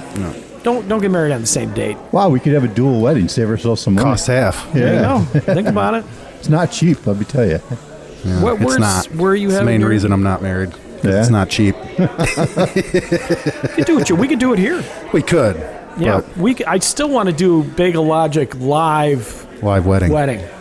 Really? Don't you think that'd be cool? I'll ask Cheryl. There you go. I'm sure she'll be against Oh yeah, it. she knows it's you and I. She Usually when I stops told at the her- ladies. When I told her you and I were going to do some music stuff together, you should have heard her reaction. She's like, "Oh boy."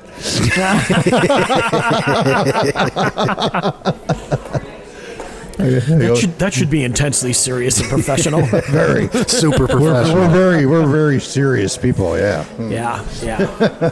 Yeah, So it was when Tracy and I got married, and my first wedding was we got married in the living room in Hamlin, and my ex-wife, she says to me, "Oh, the family's going to be in town, so we'll just get married on Christmas Eve." So I had like 2 days notice that I was getting married, and then I did it, and then I had to work the next day because the guy I worked for owned a bar. He was the only Jewish bar owner was in a the area. dick. So, Just go ahead and say so it. we were open. We made a ton of money on Christmas Day, let me tell you. Because the only open on bar Christmas open. Day is Chinese restaurants and our bar. Yeah, so that was it. So anybody that didn't celebrate Christmas or, broken up with a girlfriend, and nobody you could get, they came in, man. And they tipped like crazy on Christmas. We used to make a ton of money. Wicked Games was the number one song on the jukebox. Wicked Games, the number one song on the jukebox. So, It was on a repeat. So with that wedding, I didn't have to do any planning. And the funny thing is, it was her second marriage. She was only 19 years old. She got married at 18 and already Holy divorced smokes. and married She's to me. practicing. Oh, yeah. So her mother says to my mother at the ceremony, she goes, well, I hope this one lasts. More than 2 months. Yeah, he's like, I hope this one lasts. So the second one, was like, Tracy wanted to have, a big wedding. It was her first wedding and normal and all that kind of stuff. And I was like, yeah, I'll do it. And we had a great, but I'll tell you, in terms of like planning and anything like that, I just got the fuck out of the way. Sounds perfect though. Like 2 days notice, no need to stress about it. Yeah. Oh, the first had to one? work the day No, after. yeah, There you go. Yeah, By the way, we're getting married in the living room. Right. It's like my dream of just being able to plan vacations the day before I take them, so I don't have to have that anticipation building up. I haven't had a vacation in a really long time, but anyone I've ever taken, it's like, 3, 4, 5 months from now we get to go.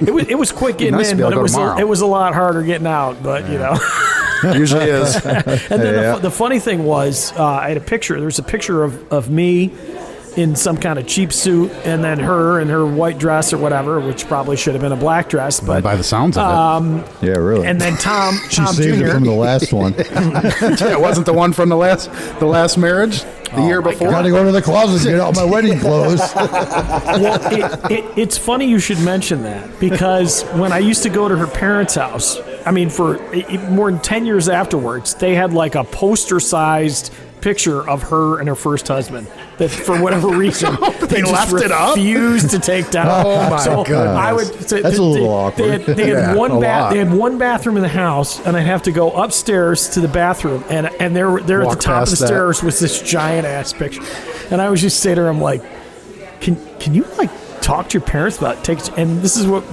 my ex-wife said. She goes, but I look really good in that picture.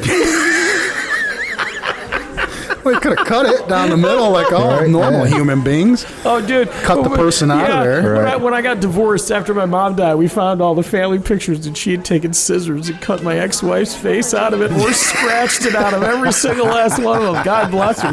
That's awesome. She was committed, man. Yeah. She hated that one, Yeah, well, But- old school. That's old school way of thinking. Oh, there. Trevor's calling us back. Hold on. He probably doesn't know that he's going to be on the podcast. What's up, Trevor? We're still podcasting, man. We're still podcasting. Yeah. Got Hey. Nick here. What's up, Trevor? Hey, what's up? Are you still on a podcast? Yeah. Nick We're has on the- joined us. It's a marathon. Yeah. Oh my, there's so much podcasting. Well, let me guess. You got something to say that you don't Yeah. want to say on a podcast. What are you saying? Yeah. Out with it. I'm going to call you to figure out stuff for the game, but I will, just call me when you're done. We'll call you when we're done. All right, have fun. All right, love you, kid. Bye-bye. Like, are we having steaks or are we getting Tom sausages? Jr. called. Hold What on, we kind got to of call beer? him What back. kind of beer do you guys want? I didn't realize so much planning went into a Bills game. Dude, it is. It's a Bills game. I got to start hanging out with you guys on Yeah. Sundays. Yeah, I wonder how long they're going to be Hey, stuck there. Hey, what's up? what am I Hey, just a not second. going to be? You're on a podcast, so don't say anything you don't want the world to hear. Yeah. You really got to give somebody like a warning. I just did. You did, man. What if I was calling to reveal all your secrets, or Oh, please we do. did Already a done podcast that. together? We just talked about your ex-girlfriends for like 30 minutes. So would've I been don't good know radio. what type of podcast this Would've is. been We, good podcast we were material. literally telling the story when I got married to your mother, and then I didn't get to the point where you found the picture of the three of us, and that's how you knew that, because we used to lie to him about what year we got married so that he wouldn't think we weren't married when he was born. So he didn't think he was a bastard child. So then he finds the picture. He goes, "What's this picture of?" I go, "Oh, that's when your mother and I got married." He goes, "Oh, am I in the picture?" Busted. What a terrible father. So can I ask you tailgate questions? Yeah, go ahead. Or- We can edit it out. All right, great. What are we not going to be able to get at Restaurant Depot? I mean, anything small. I mean, everything at Restaurant Depot is like gigantic. So should we get sauces there, or should I get sauces here at Wegmans? Yeah, I get sauces there. Okay, I'll get sauces here, and basically we're going to get all like the meats and stuff. Yeah. Yeah, I would get Pizza burgers and dogs. We can get pizza logs. Your mic's dead? Yeah, it's dead. Oh, Nick You did can get pizza logs there? Yeah. Oh, okay. That helps. Sounds good. We're at Wegmans now. I love you. Okay, I love you too. Go Bye. Bills. Get me a ribeye steak. I'll take a lobster. Do you know how much shit they're going to give me today at the game? Like, I can't believe you called me and you're on a podcast. Well, technically, he called you on that Yeah, one. he Trevor can bitch, but Yeah, he Tom can. ain't got nothing. Yeah, Yeah, Tom, he was, had Tom nothing. was very natural, though, when he hopped on. He's like, he could have gone... That was pretty Well, I was smooth. waiting for him. I felt like he was gonna reveal something good without realizing what he was doing. I was hoping he was. Well, to be candid, there's a full episode that I recorded with Tom and my sister that was so bawdy that I've, to this day, never posted it or edited. Oh, man. So That's the one we want to hear. Yeah, I know. Yeah, I know. It got really bad. He had... Well, see, I used to date this woman that he hated. Everybody hated. And just to give you a sense, I don't want to give away too much. She had a tattoo of a dog on her breast. Okay. And then It's not what I was thinking it was going to be. and then on neither. on the other breast, she had a tattoo of a fireman that died in the World Trade Center, which was her father, right? Okay. So then it turned out that the whole father thing was just an act. Like, she literally got a tattoo. It wasn't her. It wasn't her father. She just felt that strongly about 9/11 that she... Dude, she was the most incredible pathological liar. Never forget. I got some great stories. So That's some dedication to a lie, getting a tattoo of a stranger on your boob. Like, where do you find that picture? Is that just a stock Google Images picture? I saw it in the USA Today. Oh, this guy's good looking. I'm going to get him on my chest here. So she used to tell all these stories, and the kids would always call bullshit on it. And one of my favorite is that she was telling, she'd tell the 9/11 story, and then she talked about going down to New York City and having to identify his arm. Which, once you find out that it's all made up, you're like, damn, this lady is creative. But his arm, like, how do you identify an arm? She goes, Missing part of his index finger on the left hand. Gave it away. But she used to pretend that she knew a lot about cars. So, and one of she worked at AutoZone, and my friend, I'll tell you a couple AutoZone stories. So she used to show up with like all these 50s and 100s and everything, and I was like, where do you got all the cash? She goes, if you change a Mexican's battery, they give you like $100 tip. So I'm like, so this is that what they're calling it nowadays? I know. Changing their battery? I'm just like, what? So then she gets arrested for embezzling from the store, no shock. And taking an extra $100 out of the she's taking the cash out of the register. So when I said one for me, two in her for defense, them. they don't pay very well. I said to her, I go to her, what were you thinking? And she goes, well, I was getting sexually harassed, so the only way that I could get management to listen to me was to steal money from the register, because I knew that they'd come out and audit the store if I stole money. Like, how crazy is that? That's the dumbest thing I think I've heard today. Tell you what. Something there. And then, so then the other thing they did, my buddy Matt, who's now a Village of Albion police officer, which for the life of me I can't figure out. He's a good guy though. Well, he doesn't listen, so we can say that. But anyhow, he took a leak under the car because she always pretended she knew everything about cars. So he peed under the car to get her to identify what fluid was under the car. Oh no! So sure enough, she sticks her fingers in the fluid. She looks at the viscosity, licks Give it. a little rub around. She licks it and Smells puts it up it. to her nose. She's like, "Oh, that's definitely antifreeze." It's like, dude, what have you been drinking? Yeah. Technically, in Red Dawn, they did pee in the radiator, get to the mountains. They So did. I think So that could work. technically- Remember that movie back in the 80s, the original the with one with the Patrick Russians? Swayze? Yeah. Yeah, when the Russians parachuted in. They shot up the radiator and they were running out to the woods. They stop in the middle and all the guys get up and pee in the radiator enough to give them, which technically wouldn't work if you got a hole in the radiator because all the pee would just leak out. But hey, it's the movies. It is the movies. So it'll work. That's all right. Yeah. Wow, Good movie. it's getting loud in here. Yep. Yeah, it is. The big mouths all just came in. They did. They don't even know they're big mouths. I don't even know who they are. I don't know either. If we We can hear the sticks in the background too now. They're rocking. Yeah, the whole reason I picked the Styx records because That was for me. I know. you used to talk crap about It's a Styx the silly last band time name. you were on. Is all I said. I just yeah. said it was a silly band name. You're bad. The 80s were pretty silly all the way around. You were mean to Styx. I lived through it as well, so I have a leg to stand on when it comes to talking about the 80s. They had some odd names for bands back then. They did. Styx and Foreigner. Well, Foreigner makes sense. Foreigner. The reason they were called Foreigner is because half the guys were from England and half the guys were from the U.S., so no matter where they played, someone would be a foreigner. Okay. Still makes it kind of a silly band name, but I guess that's half the point, right? I guess. What was the story behind REO Speedwagon? Can you tell me that? Yeah, it's a name for a fire engine. Which has what to do? It's either a fire engine or because REO is the sound of the. Which has what to do with their music? Yeah. I don't know. Maybe they were So, like, in the maybe 80s, they were that's what like it really seems. high All right, now one day. we're gonna And get- they're like, Exactly. Now we're gonna get serious. That's how people name their bands in the 80s. What was the meaning behind the band Twisted Sister? wow. It's just Dee Snider's. Yeah, I don't know, but that's there's some oddness there. Yeah, I know, right? Twisted Sister. He was pretty odd. Yeah, For the maybe time, he had a sister especially. that was, One of the best concerts I ever saw. Because let me tell you, they played for like an hour and 20 minutes, and for 45 minutes they played a whole bunch of songs that nobody knew or cared about. And then they played the And then one. they did a 20-minute version of "I Want to Rock," followed by the encore of a 35-minute version of "We're Not Going to Take It." And So everybody it was just like, raged. Yeah, that's all they did. They had this breakdown. I'll never forget. It was the middle of the song. We're not going to take it. He's like, "For everybody out there who hates your teacher, say fuck you," and it was like, "Fuck That was like the Alice Cooper yeah. So, just went on and on and on. But other than that, they were good. Oh, look at Steve is carrying Look some. at who just showed up. It's a gift for Matt. Oh, let me see. Let's see what he got. It's a gift. Posters from my cast when I lived in Germany. Knock dem. Yeah, it says, after the next war, there won't be any children playing. And there's a doll. And then the bottom it says, stop U.S. Atomic Raketen, which are... Remember, Reagan wanted, in the early 80s, Right. wanted to put short-range nuclear missiles in Germany. Wow, that's So this is an anti-poster. it's an anti-nuclear missile poster. Yeah. And that's for Christmas, huh?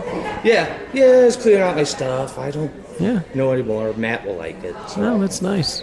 So yeah, how's it going? we're doing good. We're just recording the Bagel Logic podcast. Oh, nice. Yeah, we've had Nick on as a guest. Of course, Josh has just had to play a Styx record, and a Michael Bolton record today.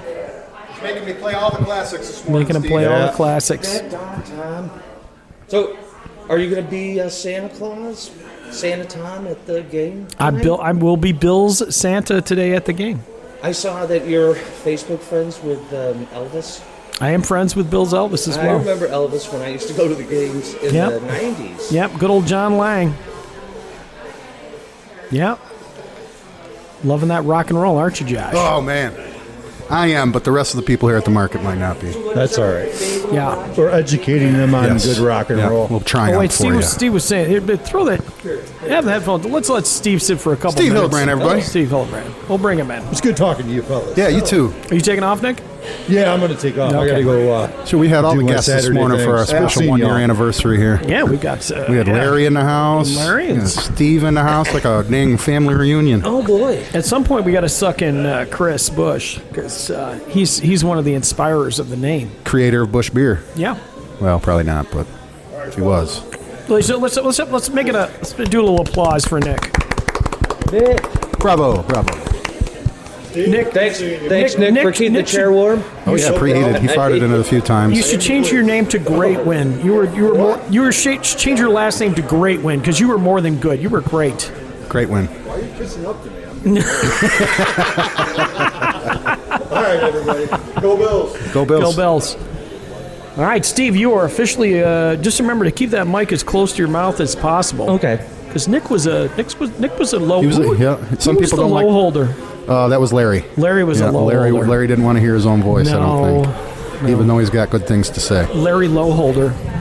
So what's going on, Steve? Keep us up to date. I stopped by to where it is going on, right? The market in town here. So it's snowing. Sucks. It's the weekend. Cut it out. It's seasonal. No, you don't work outside. You can tell. I work on a open air shipping dock. That's what you do. Yeah, we have to open the doors to the air. Tow motor guy. Yep. You still got a roof over your head, though, huh? I have to go outside to release truck drivers and stuff. Aw, poor guy. You guys hiring? Yes, actually, they are. Oh, really? Yeah, well, yeah. What's that job paying an hour? Start out. I don't know, 16 or 17, something like that. Do they make you pee in a cup for marijuana? They don't test for They legally can't in New York anymore. Okay, good, because that's the only one I got to worry about. They can test me for anything else, just not that one. Yeah. Because it's going to show up. I gave up a long time ago trying to cheat that test. Yeah, we got. I teach special education, and we received like a HR email that basically said, "Oh, we don't test for marijuana anymore." Well, they certainly shouldn't be able to. So now, like, everybody is doing edibles at work. It's kind of weird. Well, yeah, that's maybe not the best idea. Yeah. Maybe not the best idea, but hey, just as long as your work performance isn't failing, if I was your boss, I wouldn't care. Yeah. Work performance is going to be key for me. Man, listen, let me tell you, when you're watching children with special needs, I feel like you shouldn't be high. Well, I don't know. I have a special needs kid, and I feel like it might help you if you're a little high. Things might make a little more sense. So what else is new, Steve? What are we going to talk about today? We've talked about pretty much everything. Maybe we should pose him the worst breakup question? Yeah, maybe. What was your worst breakup? Did you have a bad breakup ever? The one that sticks in your head? Oh, yeah. Uh-oh. Let's hear it. Yeah, when my wife left me. Okay. So I went to, mind you, I'm not angry at her or anything. I like her. But I went to Gettysburg like I traditionally did. And when I came back home on Sunday afternoon, I walk in the back door like I usually do, and like all the furniture and shit's gone. Oh, wow. And I'm like, hey, what's up? And she goes, oh, me and you have to talk. I'm leaving you. And it's like, huh, okay. Yeah, that's kind of the epitome of a bad breakup right there. Wow. Getting blindsided like that. Yeah, it wasn't totally unexpected, I suppose, but yeah, it was just, I was like, okay. Well, generally the talk comes before you move the furniture and stuff, I would think. Oh, dude, my ex did that to me, that's too. kind of a rotten thing to do. No, we had drifted apart already. I gotcha. Probably should have happened earlier. Gotcha. But it's just you asked me which one sticks out, and that one does. I can see why it will. You walk in the back door, oh, hey, what's going on? Oh, shit. That changes everything. It's way different than I don't like you anymore at the bar. Right. It sure is. Got a little more invested there. Yeah. It's like, oh, okay, can I call you later? No. It's so... There's a long relationship. Y'all were together for a long time? Yeah, 22 years. Yeah, see, that's... Yeah. No, we had a really good life. We just drifted apart, and shit happens. It does. Me and Thom were talking about that the other day. Well, actually, I was just talking about it, but he was listening.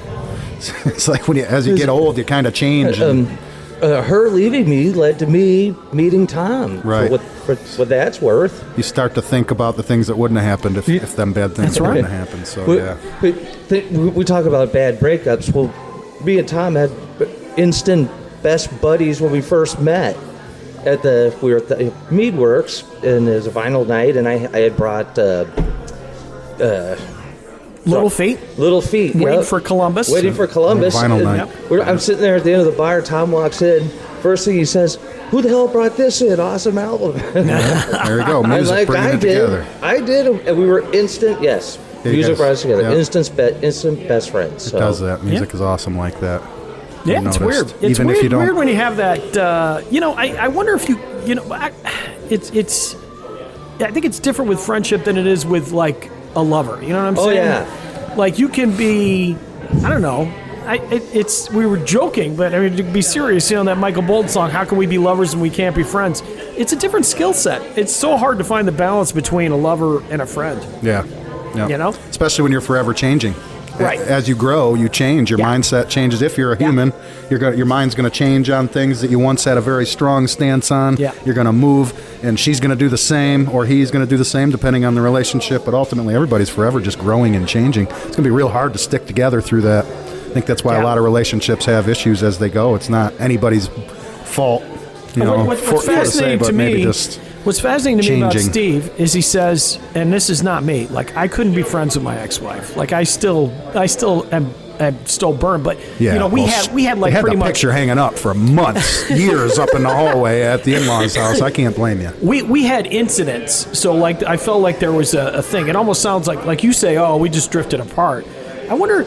I mean, that's got to be weird in the sense that I feel like sometimes if there's another person involved, if somebody physically beats you, she did meet somebody else, and let's see, we just weren't emotionally involved anymore. We were roommates, right? And so I accepted the status quo and just rolled with it, so that was kind of my fault. But for whatever worth, my life got better. Right. And it changed, like you said, changed dramatically. I didn't know either of you two, but and probably never would have, because the farm I lived on just required too much time. Absolutely. Yeah. Farming is a lot of work. Yeah, we had critters, chickens, a lot goats. of work. They never stop, need to be taken care of. Oh my God, I know. No vacations for you. And that wasn't my idea, that was hers. Yeah. Those are the sacrifices we make sometimes. Yeah. It's tough though with our Mecca, which was the place where we all came together, being gone. It's weird. Yeah, it's the quicker people realize that it had nothing to do with the place and everything to do with the people. Yeah. I think the better off we'll be. That's it. Yeah. It was just the perfect storm of stuff, and it's happened so many times in my life where you don't even realize that it was a perfect storm until it's long gone. Yeah. It's like, holy smokes, we had something pretty cool there. What's the song, it lasted. Tom? Little Yellow Taxi? Is that what it's called? Yeah. Don't know what you got till it's gone. Yeah. Yeah. That's St. Joni Mitchell, right? Joni Mitchell, yeah. Put up a parking lot. Yeah. Yeah. No, we could still go hang out in the parking lot, boys. That was I had some of my best times at the 810 Meadworks out in the parking lot, I'm not going to lie. And that was just our scene, when our band was playing there was a parking lot crowd, and then there was the inside crowd, and sometimes we mixed, and man, just had a lot of good times. We had a guy that played there, Preach Freedom. He was a regular. I know Preach. And he was from Rusted Root, for those listening. And the last gig that he played there, it was a bit of a train wreck. But he took a break. He went out to the parking lot, and I mean, he was gone for like $1.10. I mean, he just rolls back break in, and he just reeks. Yeah. Back before it was so acceptable. Yeah. I feel like, maybe legal would be the better word. Yeah. Bunch of lawbreakers we were. We are a bunch of lawbreakers. It did lose some of its fun when it got legalized. Yeah. It's been taking a little bit of getting used to, for sure. But before, when I got stoned, it was sticking it to the man. No, I just get hungry. I know. I still, even since it's been decriminalized, I still haven't. I want to. You haven't taken the ride out to the Indian reservation to check out? I drive through it all the time. Yeah, my wife is incredibly anti-marijuana, and what's nice is that I can talk about it, and she doesn't listen to this podcast. Right. But I just don't. It still makes me very nervous. I don't know. I just started to have such huge paranoia near the end. Yeah. And at one point I was a wake and baker. I mean, I do it every day, and it was very relaxing. It was very good. And then at some point, I've heard it just that changed. from other people too. Yeah. And I think as you say, you get older, you grow, you change, and the effects that has on your brain and the way you think about it maybe changes too. I mean, I remember working as a bartender. And, intake is more your problem though. You're ingesting too much. It'd be just like if you took too many hydrocodones, it's going to make you feel uncomfortable. See, I can't do hydrocodones. Me neither. I'm just using it as an example because it's a legal medicine that people can relate to. You know what I mean? If you overdo it with any medicine, even Tylenol cold and flu, it's going to have a negative effect on you. See, now if you got to learn your dosage. If I'm on the way out, if I'm going to do a drug, it's going to be LSD. That's a good one. I like that one. I only did it too. once, and it was amazing. It's a good ego crusher. That's why I like that one. Yep. You can buy psilocybin candy bars, Tom. Well, you can. Well, there are people that truly believe, and I think microdosing of LSD would help a lot of mental health Once conditions. again, it comes right back to knowing your dosage. Yeah, microdose you take 5 hits of LSD, you're going to be in one place. You take a half of one, you're going to be in a whole nother place. Right. Dosage is key. Just like with any medicine that's going to help you, you gotta get that dosage right. It's like bagels. It's been such a scary thing for everybody throughout these years that we haven't bothered studying. Thinking of food, too many bagels, you're not going to poop right the next day. How did the English muffin experiment come out? I haven't done it yet. I'll do it next week. It's going to come out good. You haven't done a practice batch yet? You're just going to dive head. Sell what you made? I am very confident that we're going to be able to pull it off. But first batch is going to turn out perfect. It is so close to. The first one always does it.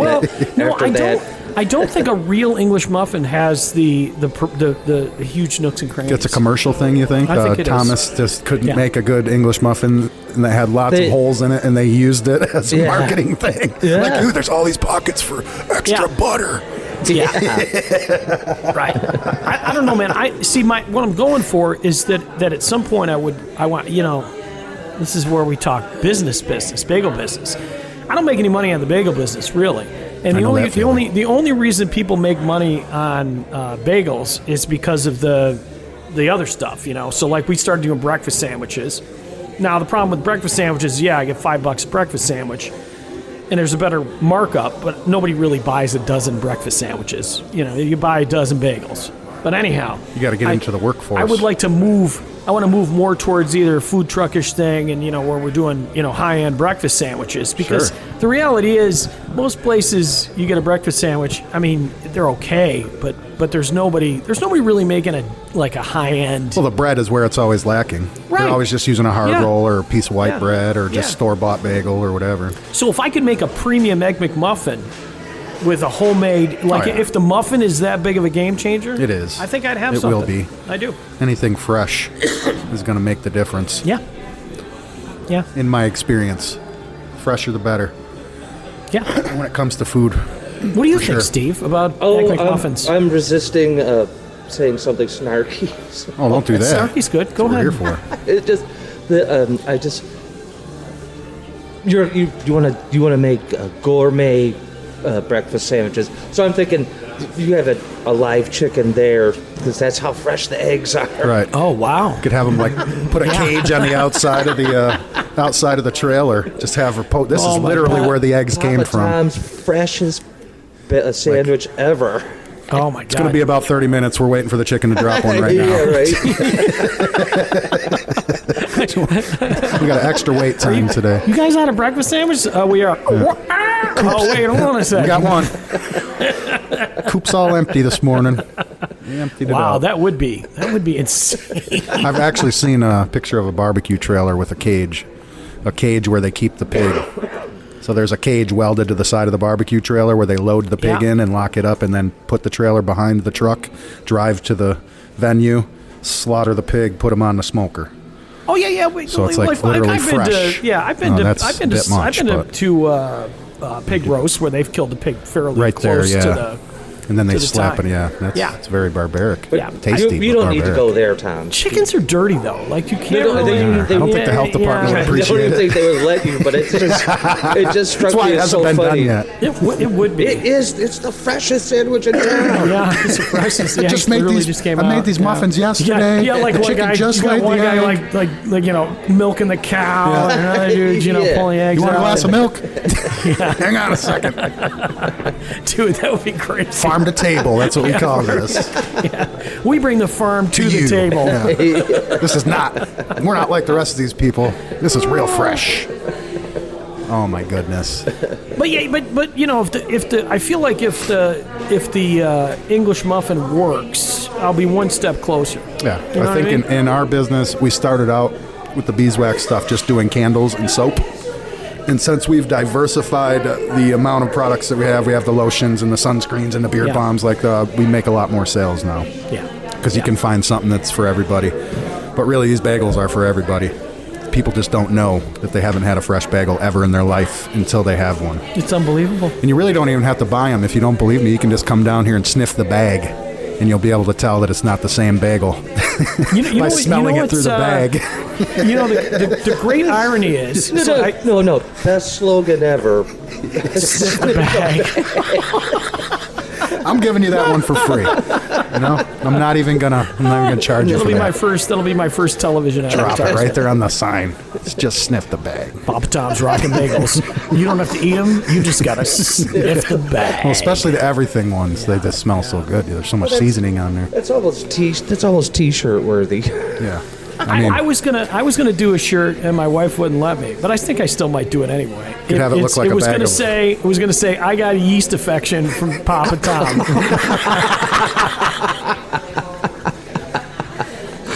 And you know what? You're playing with fire there. 'Cause, I mean, you really could so you know, like you're at the farmer's market. I mean, so there's Chris sitting over there, and Chris would be like, "Oh, that's really funny." But I feel like Gail, the other lady, she'd be like, "Oh no." Well, it takes. It's up to you to take it how you want. Now, if your mind works dirty like that, then that's not my fault. Guy. Papa Tom gave me a yeast infection. I mean, that is just to me, that is the greatest T-shirt slogan ever. Somebody would buy it. Oh yeah, I would buy it. I would buy one of those. Yeah, absolutely. Yeah, we may just do it. Why not? Just do a small batch. Just do a small. Well, I could do print on demand. Right. There you go. Well, you could just have them online. That's how everybody does it nowadays. They don't even buy the shirts. Just go online and buy it. That's just awesome.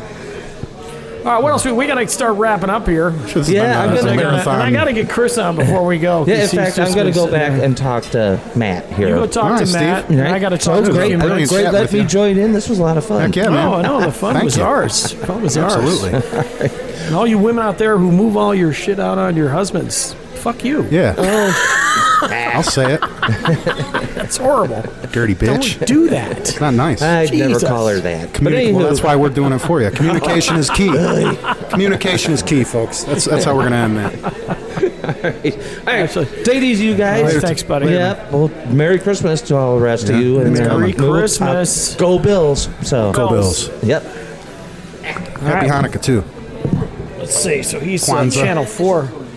So see if we can get Chris Busch over here. Man, how long did we record today? We've got to be going on 3 hours. 2 hours and 16 minutes. Not bad. Marathon. Yeah. It's like one of them old Howard Stern shows where they used to do the on-site drinking thing. Chris. Nope. What am I going to talk about? Yeah, we'll talk to you. We'll get it out of you. We'll bring it up. He's coming. He's nervous. He is nervous. It's a big show. A lot of people listen. People get nervous when you put a microphone in front of them. I'm going to have to edit this down to like an hour, but that's okay. Maybe we can you could do a double episode if there's that much good stuff on there. I don't know. We definitely had some chafe in here. Some chafing? Chafe. What does that mean? Is that radio talk? Chafe? I think it's excess stuff. Oh, yeah. Well, maybe. All right, hold on. Here comes Chris. Considering they're usually only we're going to unmute him. So 45 minutes. Put the headphones on. Put the headphones on. Talking to that microphone, we'll be able to hear you. Can you hear me now? Can you hear us now? Beautiful. Yes. He was on. Got a good radio voice. Chris Busch. Yeah, he was on. Smooth. I heard him once. This is how much of a geek I am. So I used to really be into local politics, but I don't even live in this county anymore. I remember that episode. But when he was Chris was doing, you were part of the whole village. What were they trying to do? Consolidate with the towns and all that stuff. And you were on some radio program, right, where you talked about the advantages and disadvantages of it. Is that correct, or am I just remembering wrong? I have no recollection.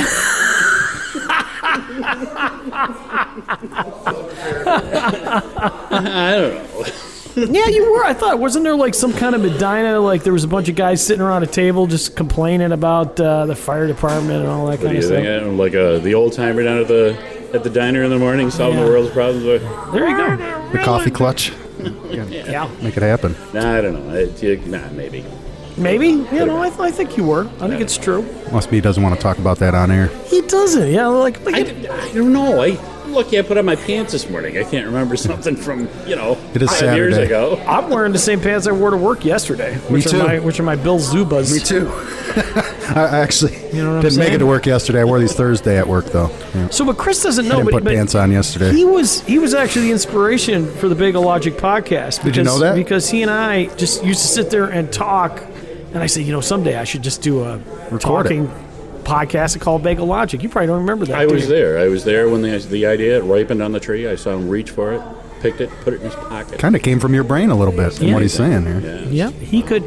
In fact, when I retire as host, that's so now he's got a nationwide audience. So right, that's what I said. Cool. Before you came over, he's a little nervous. There's so many people that listen to this that you get a microphone in front of you. If I could get a microphone that would stay hooked up here. You're having more problems over there. This thing is bent, as you can see. If you look at the bottom. Does it need to be bent the other way? It might be if you got the strength to do it. I don't from rolling all the bagels. Is that too much? We'll see. We'll see if we can get it to stick. Maybe it'll need to stick to this table. Who knows? You work on that. So you're not on the bagel bicep program? No, it's I think I believe I was I was telling Matt. I wasn't telling Josh, but I'm getting to the point now where I'm having these really serious arthritic issues related to bagel making. So I have this thing called it's called trigger finger. Have you ever heard of it? No. So trigger finger is where your hand actually seizes up, and it looks like a claw. Super painful. So it'll seize up like this, and it'll hold the spot.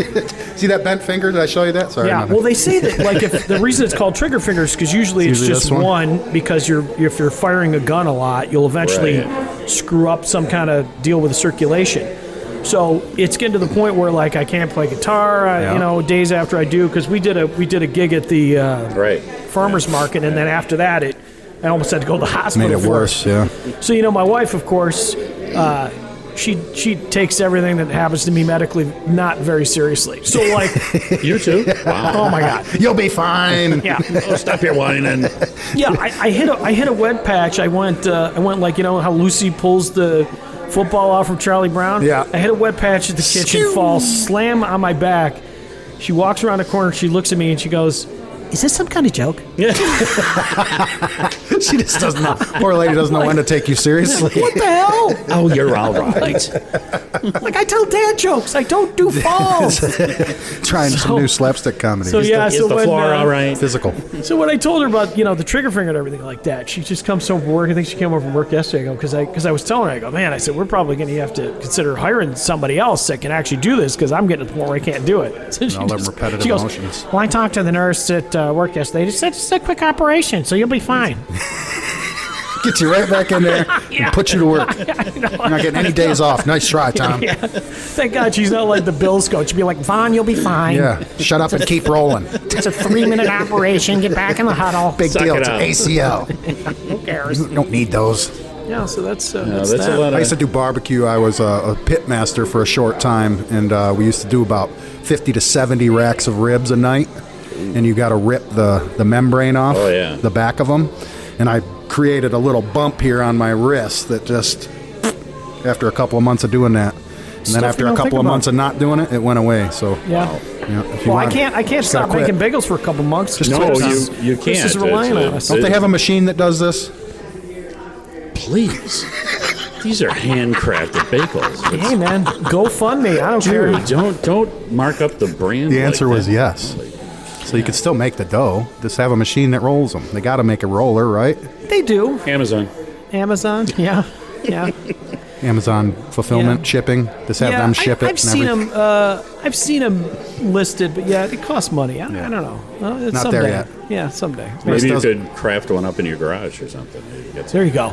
You need one of those things, those squeezy workout things. And then you can just work that muscle until it gets real big. You won't or I could just find somebody else to do it that's young and doesn't have wrists that are just hacked. You could. Good luck. Yeah, let us know how that works out. I did have a friend who was actually handy with building things. I remember he took an old DeLorean, made a time machine out of it. That was fantastic. So maybe I'll talk to him. Flux capacitor. It'd make a great movie, wouldn't it? That would make a great movie. I'd watch it. So tell us something. What we've been asking. Do you want the relationship question or just a general question that we're going to put you on the spot about? What the relationship? We've been asking everybody what was their worst breakup, because we were trying to determine if, through the course of your relationships, you were the break-upper or broken up on. Have you had a lot of relationships? Yeah. I had the problem of not having the a other lot. question. That is by far Yeah. the best Best answer answer we've yet. had all day today. Them relationship questions can be tough. Ooh, Yeah. look at the time. Yeah, Steve broke out with the whole, came home, all the stuff had been moved out, and they, that was a pretty, it's a little bit of a pretty downer. raw one. So the other question was, what do you think of Styx? Sticks, I love sticks. Yeah, see, Josh. Did you know that where'd the band name come from again, Tom? Somehow why don't they spell it properly? See if Chris knows. Why don't they spell it Is properly? the genesis of the name something to do with the river Styx? Look at that. See, he knows. You acted like it was all some kind of crazy I think it's because I'm thing. 20. I'm 20 years younger than you guys. Well, I did teach ancient history for a long time. So there you go. But the river Styx is Tom just happens to be a history teacher as well, so Yeah, we are both it's history just something teachers. that history people, and believe me, I love history. But, when I was a kid, I didn't do very good listening. Yes, very good. So this is a Bible story or just a history story? No, or Egyptian, right? AD or Greek mythology, Egyptian. Oh yeah, well they all. Yeah, 'cause kinda it's had Hades, their, right? Yeah, they all had their variation of the same thing. Yeah, because that's like if you cross the river Styx, before I Jesus. think you go to hell or something like that. Something like that, yeah. It was bad. Like you didn't want to, because that was the thing, because they thought Styx was satanic. There you go. Because it was only if you spell it with a Y, though. Well, they thought the band was, but there was a day when every rock band was. They considered that rock and roll at some point, huh? Elvis. It's so weird to me. Like Devil incarnate. Yeah, like. Yeah, Elvis the Devil Incarnate. Yeah. Shaking that stuff. Shaking Yeah, those blows my mind. Those hips. Well, it was those satanic hips. I've watched movies about it. The newest one. Have you watched the newest movie they put out about Elvis? There's a new I haven't movie seen it. that they put out. Yeah, pretty good. Yeah, they were talking about that a lot in there. How he got basically. I don't know what the word is I'm looking for, but yeah, he was the devil. Because he shook his hips and knees around. Yeah, it was crazy. Like they did. And then you look at some of these people out there nowadays, and I know. makes you feel old. Like your basic rap song. Yeah, I mean, you're doing drugs while you're raping your women, and we're this okay guy with was it. just shucking and jiving up there, and everybody was like, "Oh no!" Back then, it was like, we don't know what they're saying in Louis Louis. We have to open up an investigation. It's like, This is different. Yeah, now they're all like, oh, we know what he's saying. Don't worry about it. It's like, sure. Progression. Yeah, dude. Progressed. Oh my God. So I teach middle school kids with special needs, and they just start singing rap lyrics, and it's just like, oh my Yeah, God. they get pretty bad nowadays. Yeah, it's pretty awful. I don't listen to a lot of the newer music, so I'm spared. My kid doesn't either, so I don't. It had the same evolution as horror movies, because as I'm sure you remember, there was a time when a horror movie. I remember even. You had to have a little bit of imagination. Well, absolutely, yeah. Yeah, it wasn't. There's a famous scene in Psycho where the blood goes down the drain. Right. You don't see the woman getting But stabbed. you connected the dots. Yeah, you're like, oh my God, this is pretty awful. I know. Now you'd have to, the don't guy have to would have connect to open anything. up the shower, pull her intestines They show out, it all, right, exactly. suck it in like spaghetti, like. Just in order to get a reaction. It's all right. It's like overload. It is. I'm not a huge fan of the horror movies, really, especially nowadays, just because of that. It's like, oh man, they take me to a weird place. Yeah. I don't. I'm more of a comedy kind of guy. I don't do Right? horror movies. Yeah, absolutely. Yeah. And then when they had that thing where, like in, I don't know if it was the early 2000s, where they did like The Matrix, and every movie had to be edited super quickly. Like you'd have like a 3-second Skipping cutaway. around, yeah. Yeah, like. I So get what? confused So easily. what's your favorite movie about breakups? It's a huge. All the President's Men. Wow. Have you ever seen that movie? I have, but I'm not remembering well. They won't have Dick Nixon to kick around. Oh my goodness. Yeah. Well, funny enough, as a middle school teacher, when I joked with the students that Nixon's nickname was Tricky Dick, I got quite the laugh. Well, they're middle school kids. Got to get their attention somehow. Like, what makes his dick tricky? Mr. Jennings said Dick. All right, settle down. Let's be quiet. Now that I have your attention, I can teach you something worth learning. Just for that, we're having a test. And his vice president was Penis Agnew. Oh my goodness. Oh yeah. Yeah, it's not easy teaching. They don't care about history anymore. No, most it's very kids hard don't. to snag them. I feel like you got to find, like, I enjoyed history. You just got to You either enjoy it or you don't. There's no middle of the road with that, I feel like, with the kids, especially when you're younger. Yeah. See, now, what's weird is, you got these rap lyrics that are crazy, but then all these people are trying to get rid of these different books and everything out of school, which are, I don't know, whatever. Yeah. It's a whole nother debate. But what amazes me is some of the gaps and like things that we don't teach at the middle and high school level. And there's this one incident, which I'm sure you remember teaching, but when I tried to teach it the other day, nobody had heard of it, even most of my coworkers. Scopes monkey trial. Do you remember that? Oh, absolutely, yeah. Doesn't ring a bell for me. See, look at that. He doesn't know what it is. Yeah. Nope. Yeah, in fact, we took a group of kids to, I think it was Jiva, to see a production of Inherit the Wind. Yeah. Yeah. So there's this movie, Josh, called Inherit the Wind, and it's based on the Scopes monkey trial, which is where a science teacher was teaching evolution, and he got arrested. Yeah. And they took him to court. Oh, it was like a huge deal, and they had a huge America, trial. This happened? Yeah, it was down the south somewhere. Wasn't Tennessee. Of course. Yeah, it was Tennessee. In fact, before of course it was. Before the OJ trial, it was the biggest trial in history. Like it was like back in those days. Oh yeah. That's a hot button issue down in the South, especially. Yeah, they're not having any thought of something different at all. No. Yeah. But I tried to teach it because it was sort of how things were coming full circle. You don't think of boards of education or parents, really interjecting themselves in the curriculum. Now, I'd read some pretty interesting books in terms of, like the Vietnam War, for example, when the children of the Vietnam era were going to school. A lot of the school boards had Vietnam era vets, and they were very cautious about how it was taught. So you really can't teach certain things that are too fresh to a certain generation because it's still too raw. Yeah. The truth is the truth, though. That's the thing. And it will set you free. Yes. Eventually, even if it makes you angry at first, eventually it'll set you free. And the message from today's Bagel Logic episode, the truth hurts sometimes. Is the truth. It doesn't matter what your worst breakup was. You don't have to answer that question. No. But the truth is indeed the truth. So what are you doing for Christmas this year? Well, let's see. I get up, wake up, do that. Have some kielbasa. Ooh, that sounds kielbasa. good. Hang out. Have some more kielbasa. Just do the kielbasa with no eggs or toast or anything? No, with just it? kielbasa. Straight kielbasa. Straight kielbasa. Breakfast, lunch, and dinner on Christmas? Dompolski. Okay. Tak sobie. I got you. Yeah. I like some Polish then, sausage. yeah. If I could eat it, I'd have to have we some kind of eggs. hang out and, until everybody comes over and eat some more. Pierogies for dinner? Open presents. Pierogies for dinner. He's Polish, yeah. No wonder he likes the bagels. Right. The bagels are actually Polish in origin. There you go. Most people think Jewish. Yeah, they're Polish. Oh, shit.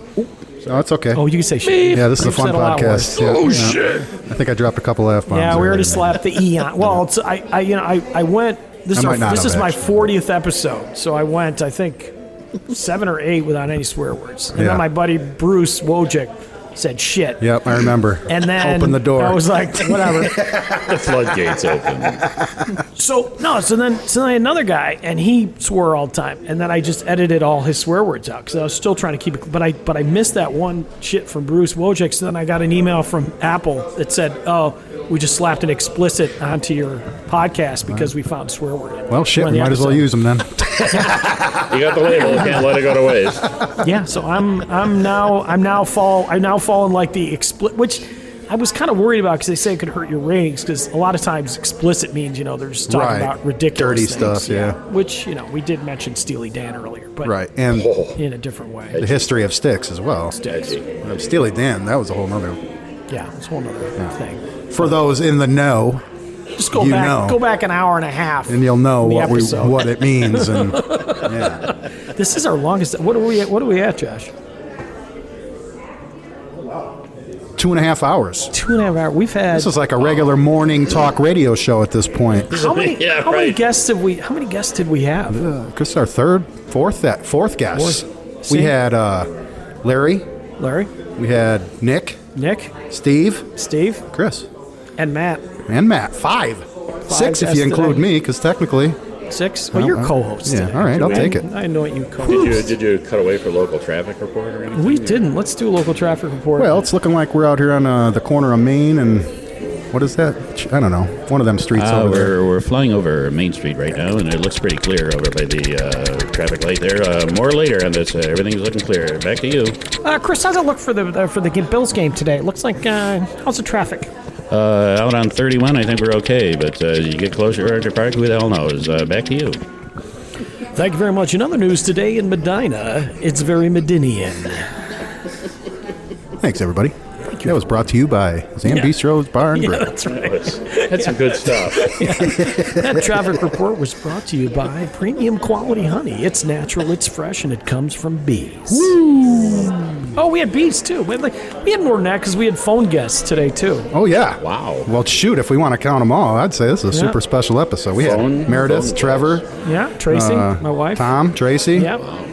We had a bunch of people on. A bunch of people. This is like something special. We should have had some beer for this episode. Yeah. I almost brought some, but it was so early and we were at the market, so.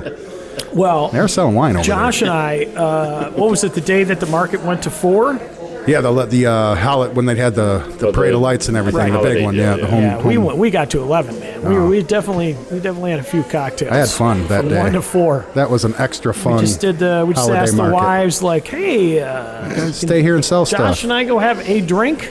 And You got brave, did you?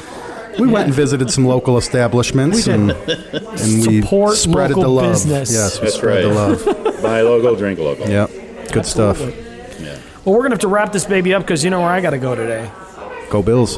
Go Bills. Going to Orchard Park today Off to watch the Miami Dolphins. And I will be dressed as Bill Santa, the Nice. official looking Bill for you. Santa. Should we look for you on TV? I hope so. I'm going to try to find like the pregame guys that because my seats are too high up to get on the regular TV broadcast, and there's going to be other fake Santas there as well. They need to know that Shirtless- the real Santa's shirtless gonna be Santas. there. They can't see this, but I'm pulling Santa's on my painted beard. blue. It's legit. It's legit. Trust me. And anyone who's had our bagels knows that this is real beard hair. You get one on occasion. Yeah. So Extra tasty. No extra charge. What is it about your everything mix that's so different from everyone else? What are those little white specks that you put in it? Smell it through the bag, man. yeah. Little beard dandruff. You like it? Yeah, that beard, oh my God, it's just amazing. It tastes like skin. All right, well, that's all we got. So, Josh, thanks so much Dude, for my pleasure, the man. time, and Chris, thanks for inspiring this Do it podcast. anytime. Hey, Anytime. great to be of service to you. Yeah, is there anything you want? Do you want to close out? Well, who's going to do the? Should I do the send off? Or Absolutely. Do you guys want to Absolutely. do your show? All right, well, everyone, thank you so much for listening to the Bagel Logic podcast. This is your host Thom Jennings saying, "I'll see you next time." So long. See ya.